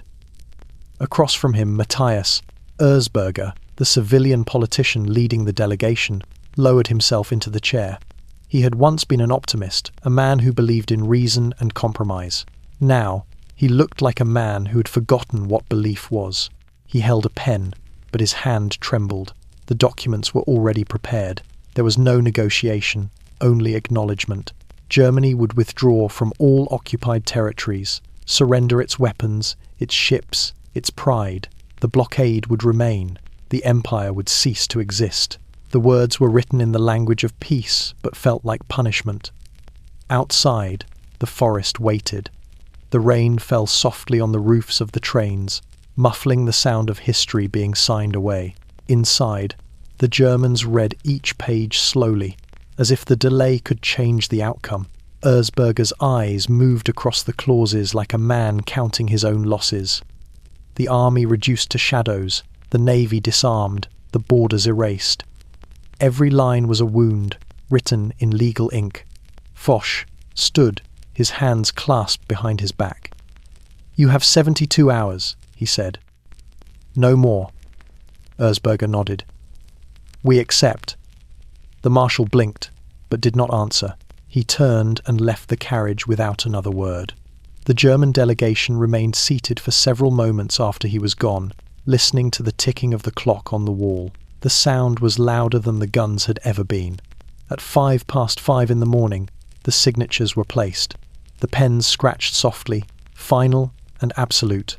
No cheers, no speeches, no music, only silence. Outside, The messengers rode hard through the mist to deliver the word. At the 11th hour of the 11th day, the guns would stop.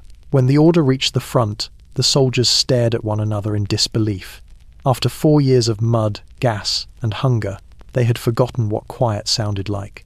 Some cheered, others wept. A few laughed until the laughter turned to coughing. Many simply sat down, as if their bodies no longer knew how to stand without the war holding them upright. In Berlin, the news spread slowly at first, then like fire. Church bells rang for the first time in years. Crowds filled the streets, unsure whether to rejoice or mourn. Mothers pressed their children close. The sky, grey and endless, refused to change. In the forest of Compiègne, the railway carriage stood empty once more. The papers lay stacked neatly on the table, their ink drying in the cold. Outside, the rain eased.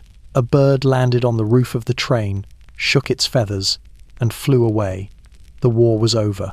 But the silence that followed was not peace, only the sound of the world exhaling, uncertain what to do with its breath. At the 11th hour of the 11th day of the 11th month, the sound stopped. No fanfare, no signal, no divine chord, just the absence of everything that had defined the last 4 years. The soldiers on both sides waited for it, like men waiting for a verdict. Some counted down the seconds aloud, as though it would keep time moving. Others turned away, unwilling to hope until they heard it for themselves. When the final shells fell, the world seemed to hold its breath, and then, all at once, it exhaled. The silence was not peaceful. It was raw, disorienting, unbearable. The men had grown used to the roar, to the rhythm of shells, the whine of shrapnel, the hum of death around them. Now, their ears rang with nothing. They stood in the trenches, staring across no man's land, as if the enemy might explain it. But the enemy, too, was still. One British soldier later wrote that he could hear birds again, real birds, not the crows that fed on the dead. Another said he saw the wind move through the grass for the first time since he'd arrived. The world had been there all along, waiting beneath the noise, but its return felt almost cruel. The Germans stood with rifles at rest, their faces grey with exhaustion. Some smiled faintly, others cried, though none could say why. It was not joy. It was release, the kind that comes when pain ends, but leaves nothing in its place. Across the field, French soldiers climbed from their trenches, not to attack, but to watch. A few waved cautiously. One by one, the rest followed.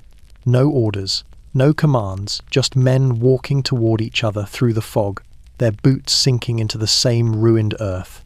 In a crater between the lines, someone lit a cigarette and passed it across. Words were few. They were too tired for hatred. They simply nodded, as if to say, "We survived. That's enough." Behind the front, the guns were already being dismantled. Horses stood motionless beside them, heads bowed, steam rising from their nostrils in the cold air. The artillery crews, who had fired the last shots of the war, moved with the dazed precision of habit. They wiped the barrels clean one final time, as though tending to graves. At headquarters, officers wrote reports in neat handwriting. Hostilities ceased at 11 hours. The phrase, repeated across thousands of pages, identical, bloodless, eternal. In Paris, London, and Washington, church bells rang. In Berlin, the news arrived like a rumour, then a flood. Crowds poured into the streets, shouting, singing, collapsing in each other's arms. And yet, for every cheer, there was an echo of silence from the men who had lived it. In the hospitals near the front, nurses stopped what they were doing and listened. The stretchers kept coming. The groans continued. The blood still spilled, but the thunder outside was gone. For the first time, they could hear the patients whisper prayers instead of screams.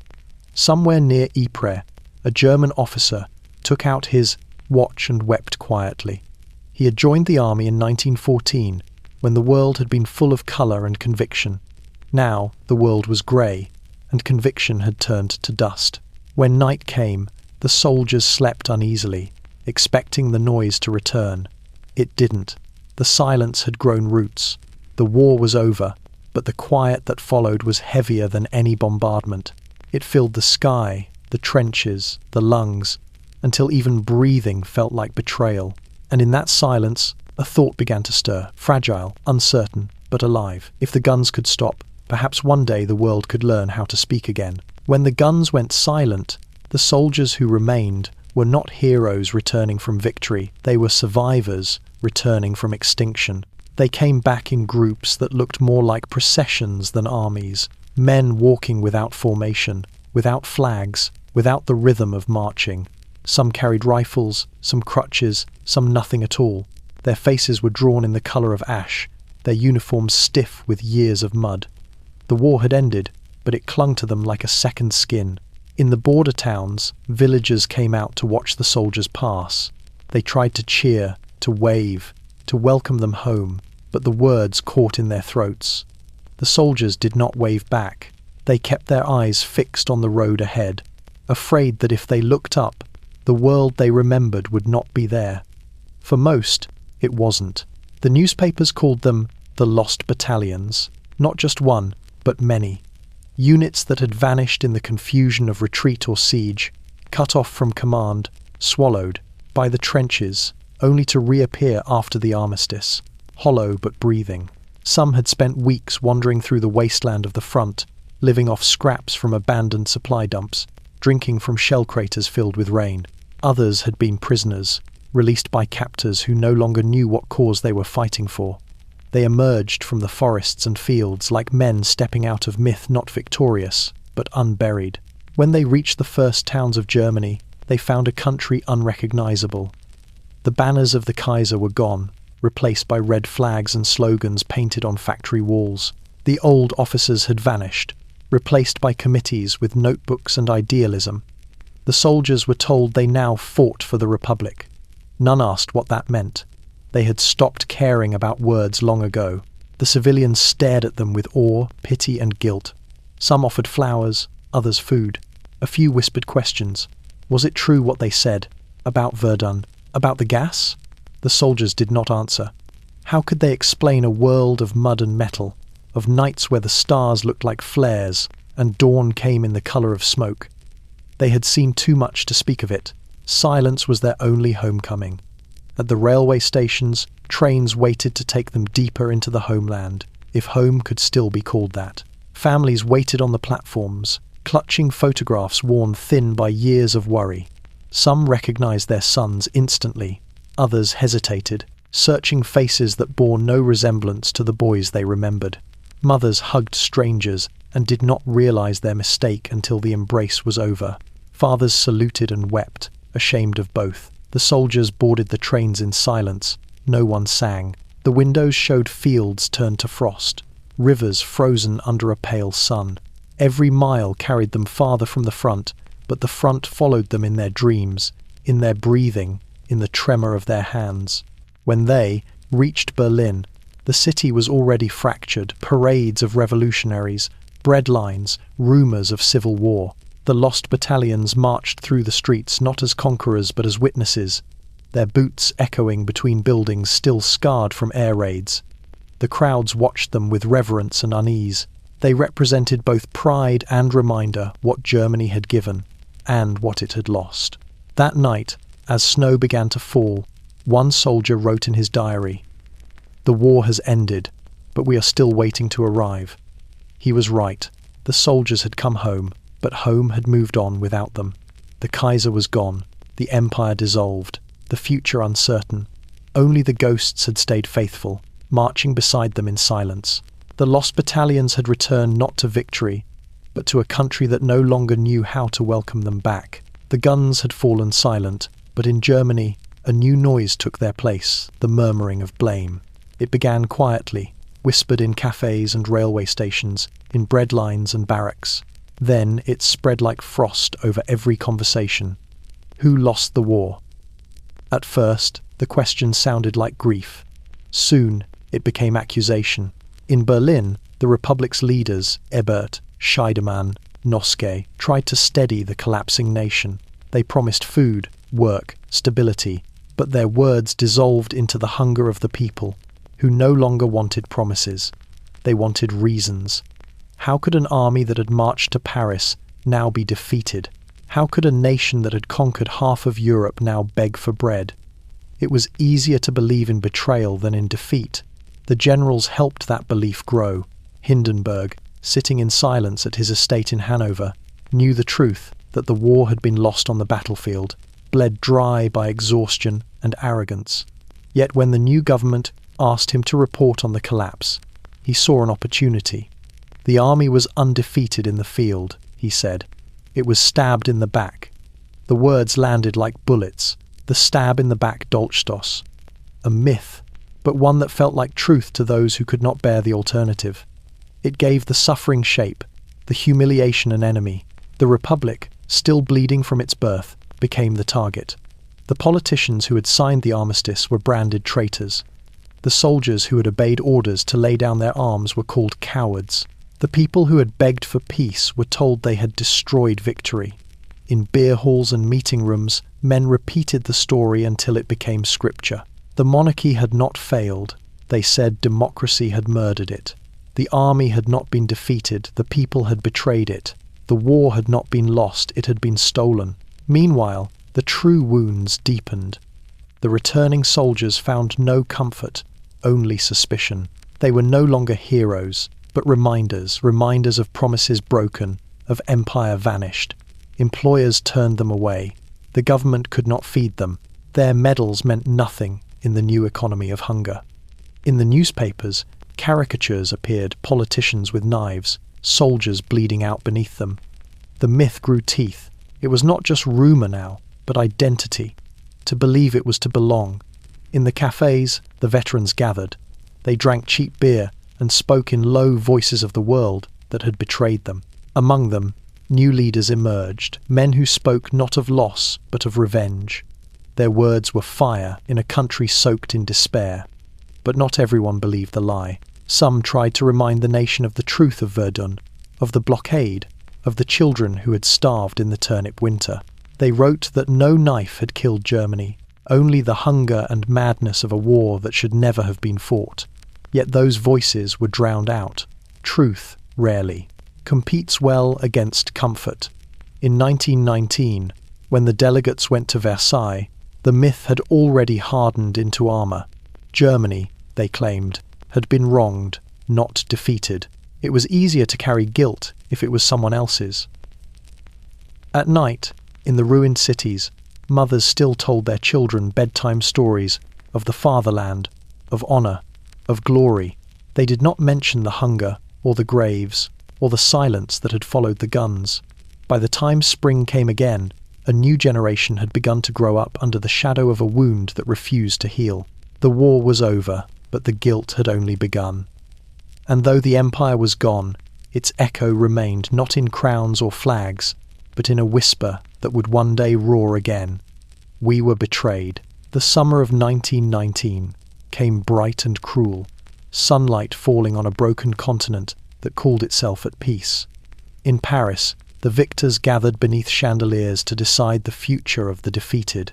The city smelled of perfume and politics, of roses blooming in gardens that had never seen a trench. The war was over, but its shadow stretched into every conversation, every glass of wine raised to triumph. Germany was not invited to the table at first. Its delegation waited in silence in a small hotel near the Bois de Boulogne, guarded as if they were prisoners. Outside, the Parisians called them les boches, spitting the word like poison. Inside, they listened to rumours of reparations so vast they could not be measured, of borders redrawn by men who had never seen the mud of the Western Front. When they were finally summoned to the Hall of Mirrors at Versailles, the irony was not lost on anyone. It was here, 48 years earlier, that Germany had proclaimed its empire after defeating France. Now, beneath the same gilded ceilings, its empire would be buried. The chandeliers glittered. The mirrors reflected power, but only on one side of the table. The German delegates, led by Hermann Müller and Johannes Bell, walked through the palace as through a mausoleum. Their footsteps echoed down corridors lined with gold. The French guards watched them like ghosts, returning to the scene of a crime. When they entered the hall, the air grew colder. The Allied leaders sat waiting Clemenceau, Lloyd George Wilson, faces carved by victory and fatigue. On the table lay the treaty, 440 articles of punishment and consequence. No negotiation, no discussion. The terms were to be read, not debated. Germany would lose its colonies, its navy, its right to arms. The Rhineland would be occupied, the Saar coalfields seized. Reparations vast, impossible, would be demanded until the end of memory. And then there was Article 231, the clause that burned more than all the rest, the war guilt clause. Germany, it stated, accepted full responsibility for causing the war and for all the loss and damage it had inflicted. A single sentence, but one that struck like a verdict. The words landed on the delegates' faces like blows. Müller whispered, "We cannot sign this." Bell closed his eyes. "We have no choice." Outside, Allied photographers prepared their cameras, eager for the moment of humiliation. Inside, pens scratched the parchment with the sound of surrender. At 3:12 inches the afternoon of June 28, 1919, the Treaty of Versailles was signed. The ink dried darker than blood. The victors cheered. Their crowds filled the boulevards. Their newspapers printed the word peace in letters large enough to hide the smell of gunpowder still hanging in the air. But in Germany, there was no celebration, only silence. The delegates returned home to jeers and hatred. "Traitors!" the crowd screamed. They had done what the generals could not. They had ended the war. And for that, they were unforgivable. In the towns and villages, the people read the treaty's terms with disbelief. Reparations, occupation, disarmament. It was not peace, they said, but strangulation. "This is not a treaty," one soldier muttered in a Berlin cafe. "It is a sentence." In the parliament, Ebert wept as he told the assembly that refusal meant invasion. They signed to save what could still be saved, though no one could yet see how little that was. That summer, children played in the ruins of cities rebuilt too quickly, waving paper flags under a sky still bruised from war. The bells rang to mark the peace, but even their sound felt hollow, as if muffled by ghosts. The world called it the end of the Great War. Germany called it the beginning of something worse, a peace that punished so hard it ensured no one would ever forgive it. The peace did not bring food. When the ink dried at Versailles, Germany was still starving.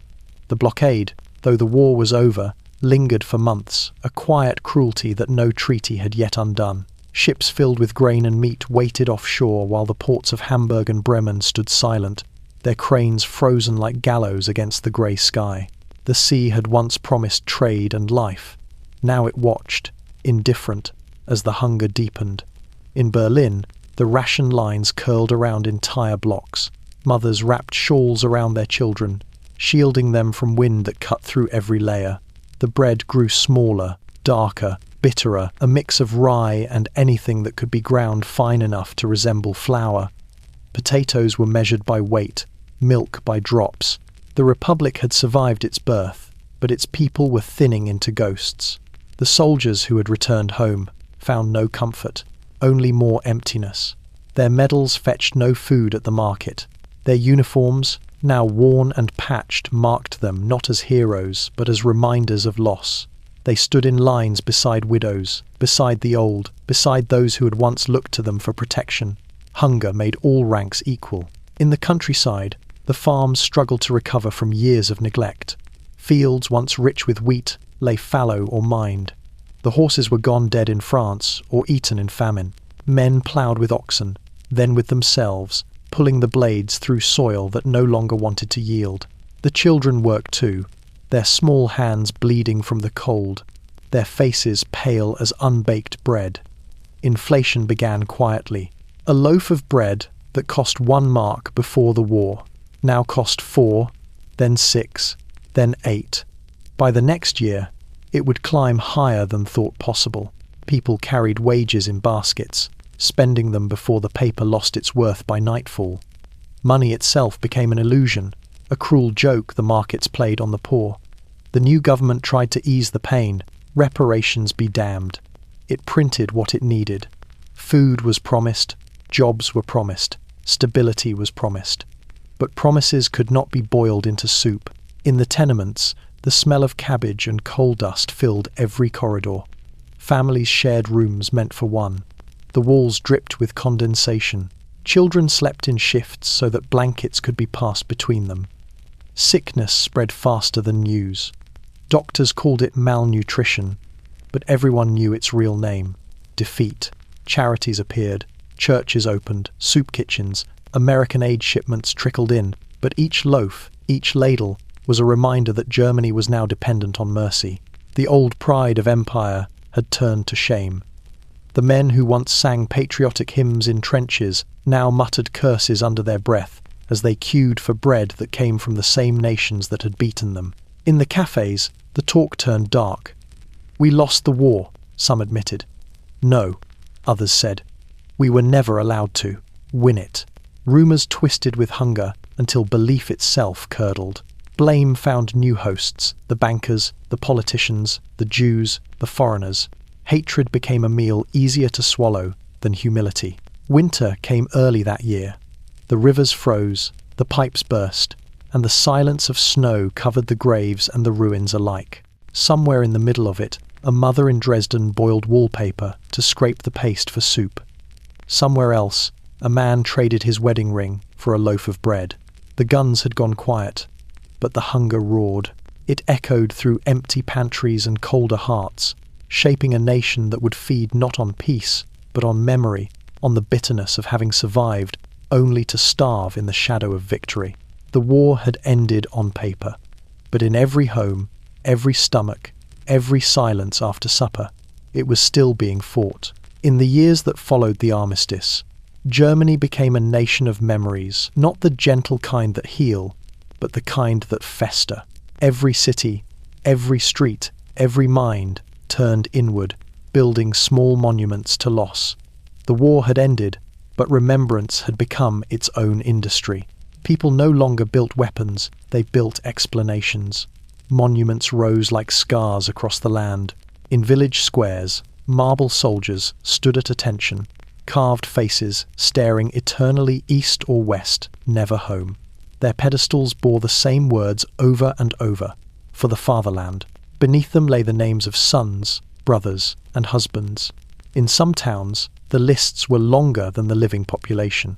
The dead had become citizens now countless, silent, unburied in the imagination. Every November, the processions came. Widows in black marched behind brass bands that played no tune anyone wanted to remember.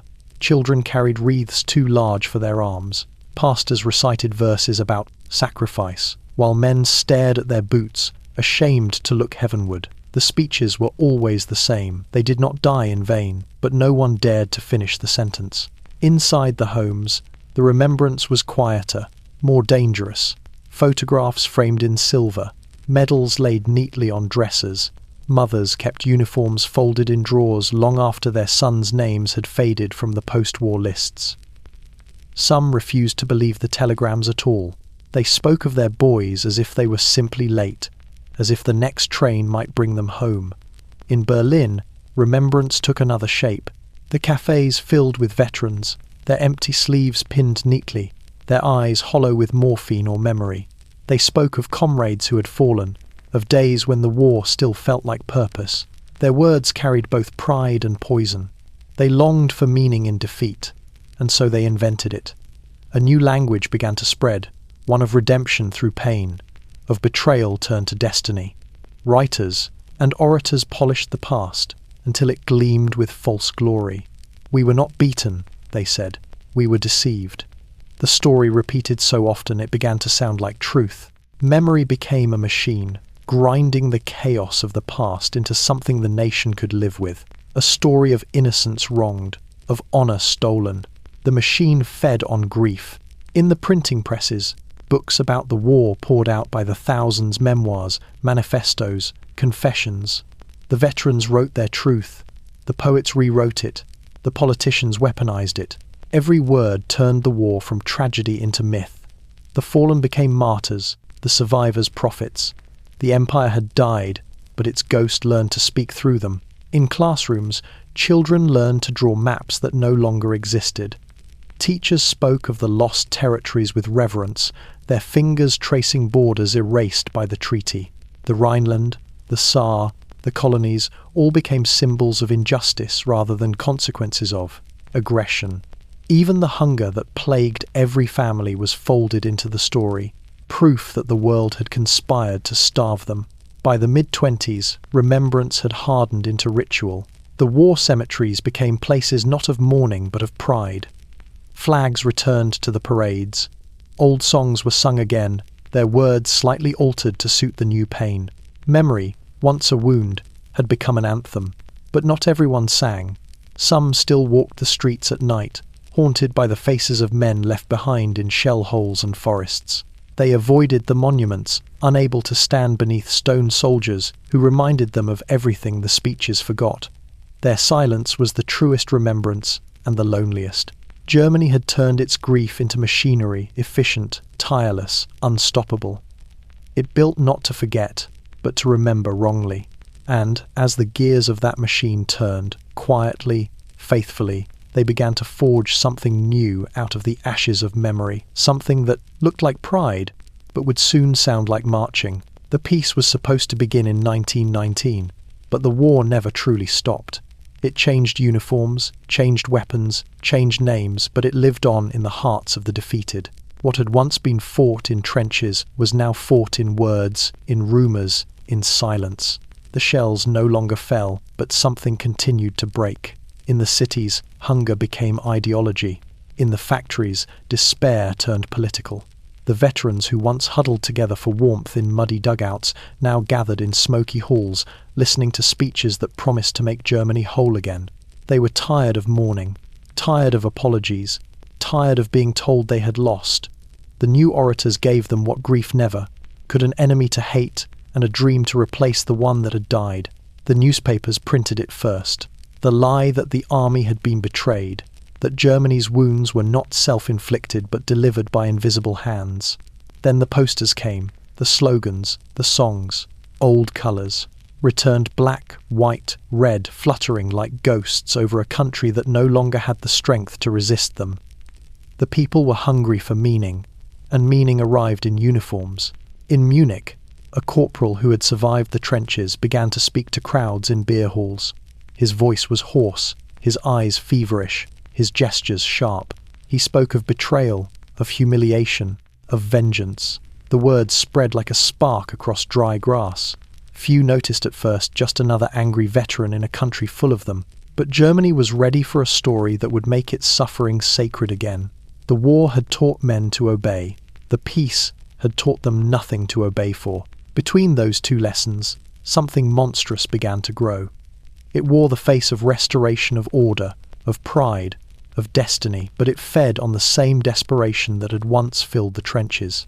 The soldiers who had survived the front became soldiers again, this time without battlefields. Parades replaced offensives. The streets became arenas for vengeance. Enemies were named: the foreigner, the communist, the banker, the Jew. The new war needed no trenches, only belief. And belief, after hunger, was the one thing Germany had in abundance. In the countryside, the farmers still ploughed through unexploded shells. In the cities, children still played with gas masks as toys. But now, even the ruins began to feel like prophecy. We suffered, people said, and suffering must mean purpose. It was easier to glorify pain than to confront it, easier to dream of empire than to rebuild a republic. By the late 1920s, the wounds of the Great War had healed on the surface, the streets rebuilt, the factories alive again, the flags neatly folded. But underneath, the soil still bled. Inflation had turned to poverty, poverty to anger, anger to conviction. The same discipline that once dug trenches now built rallies. The same songs that once marched men to Verdun now echoed through stadiums. And yet, if one listened closely, one could still hear the First War breathing inside the Second. The same phrases, the same promises, the same silence when the killing began. The ghosts of the fallen had never left. They had simply changed their uniforms. In a small village near the Rhine, an old woman lit a candle for her two sons, lost in 1916. The wax melted down the holder, pooling like tears. "They said it was the war to end all wars," she whispered to the flame. Outside, in the distance, she could already hear drums. The treaty had ended the fighting, but not the faith in fighting. The empire had fallen, but its shadow had learned to walk upright again. Germany's war had not ended. It had only paused, waiting, reshaping, remembering. And when it returned, it would not announce itself with gunfire.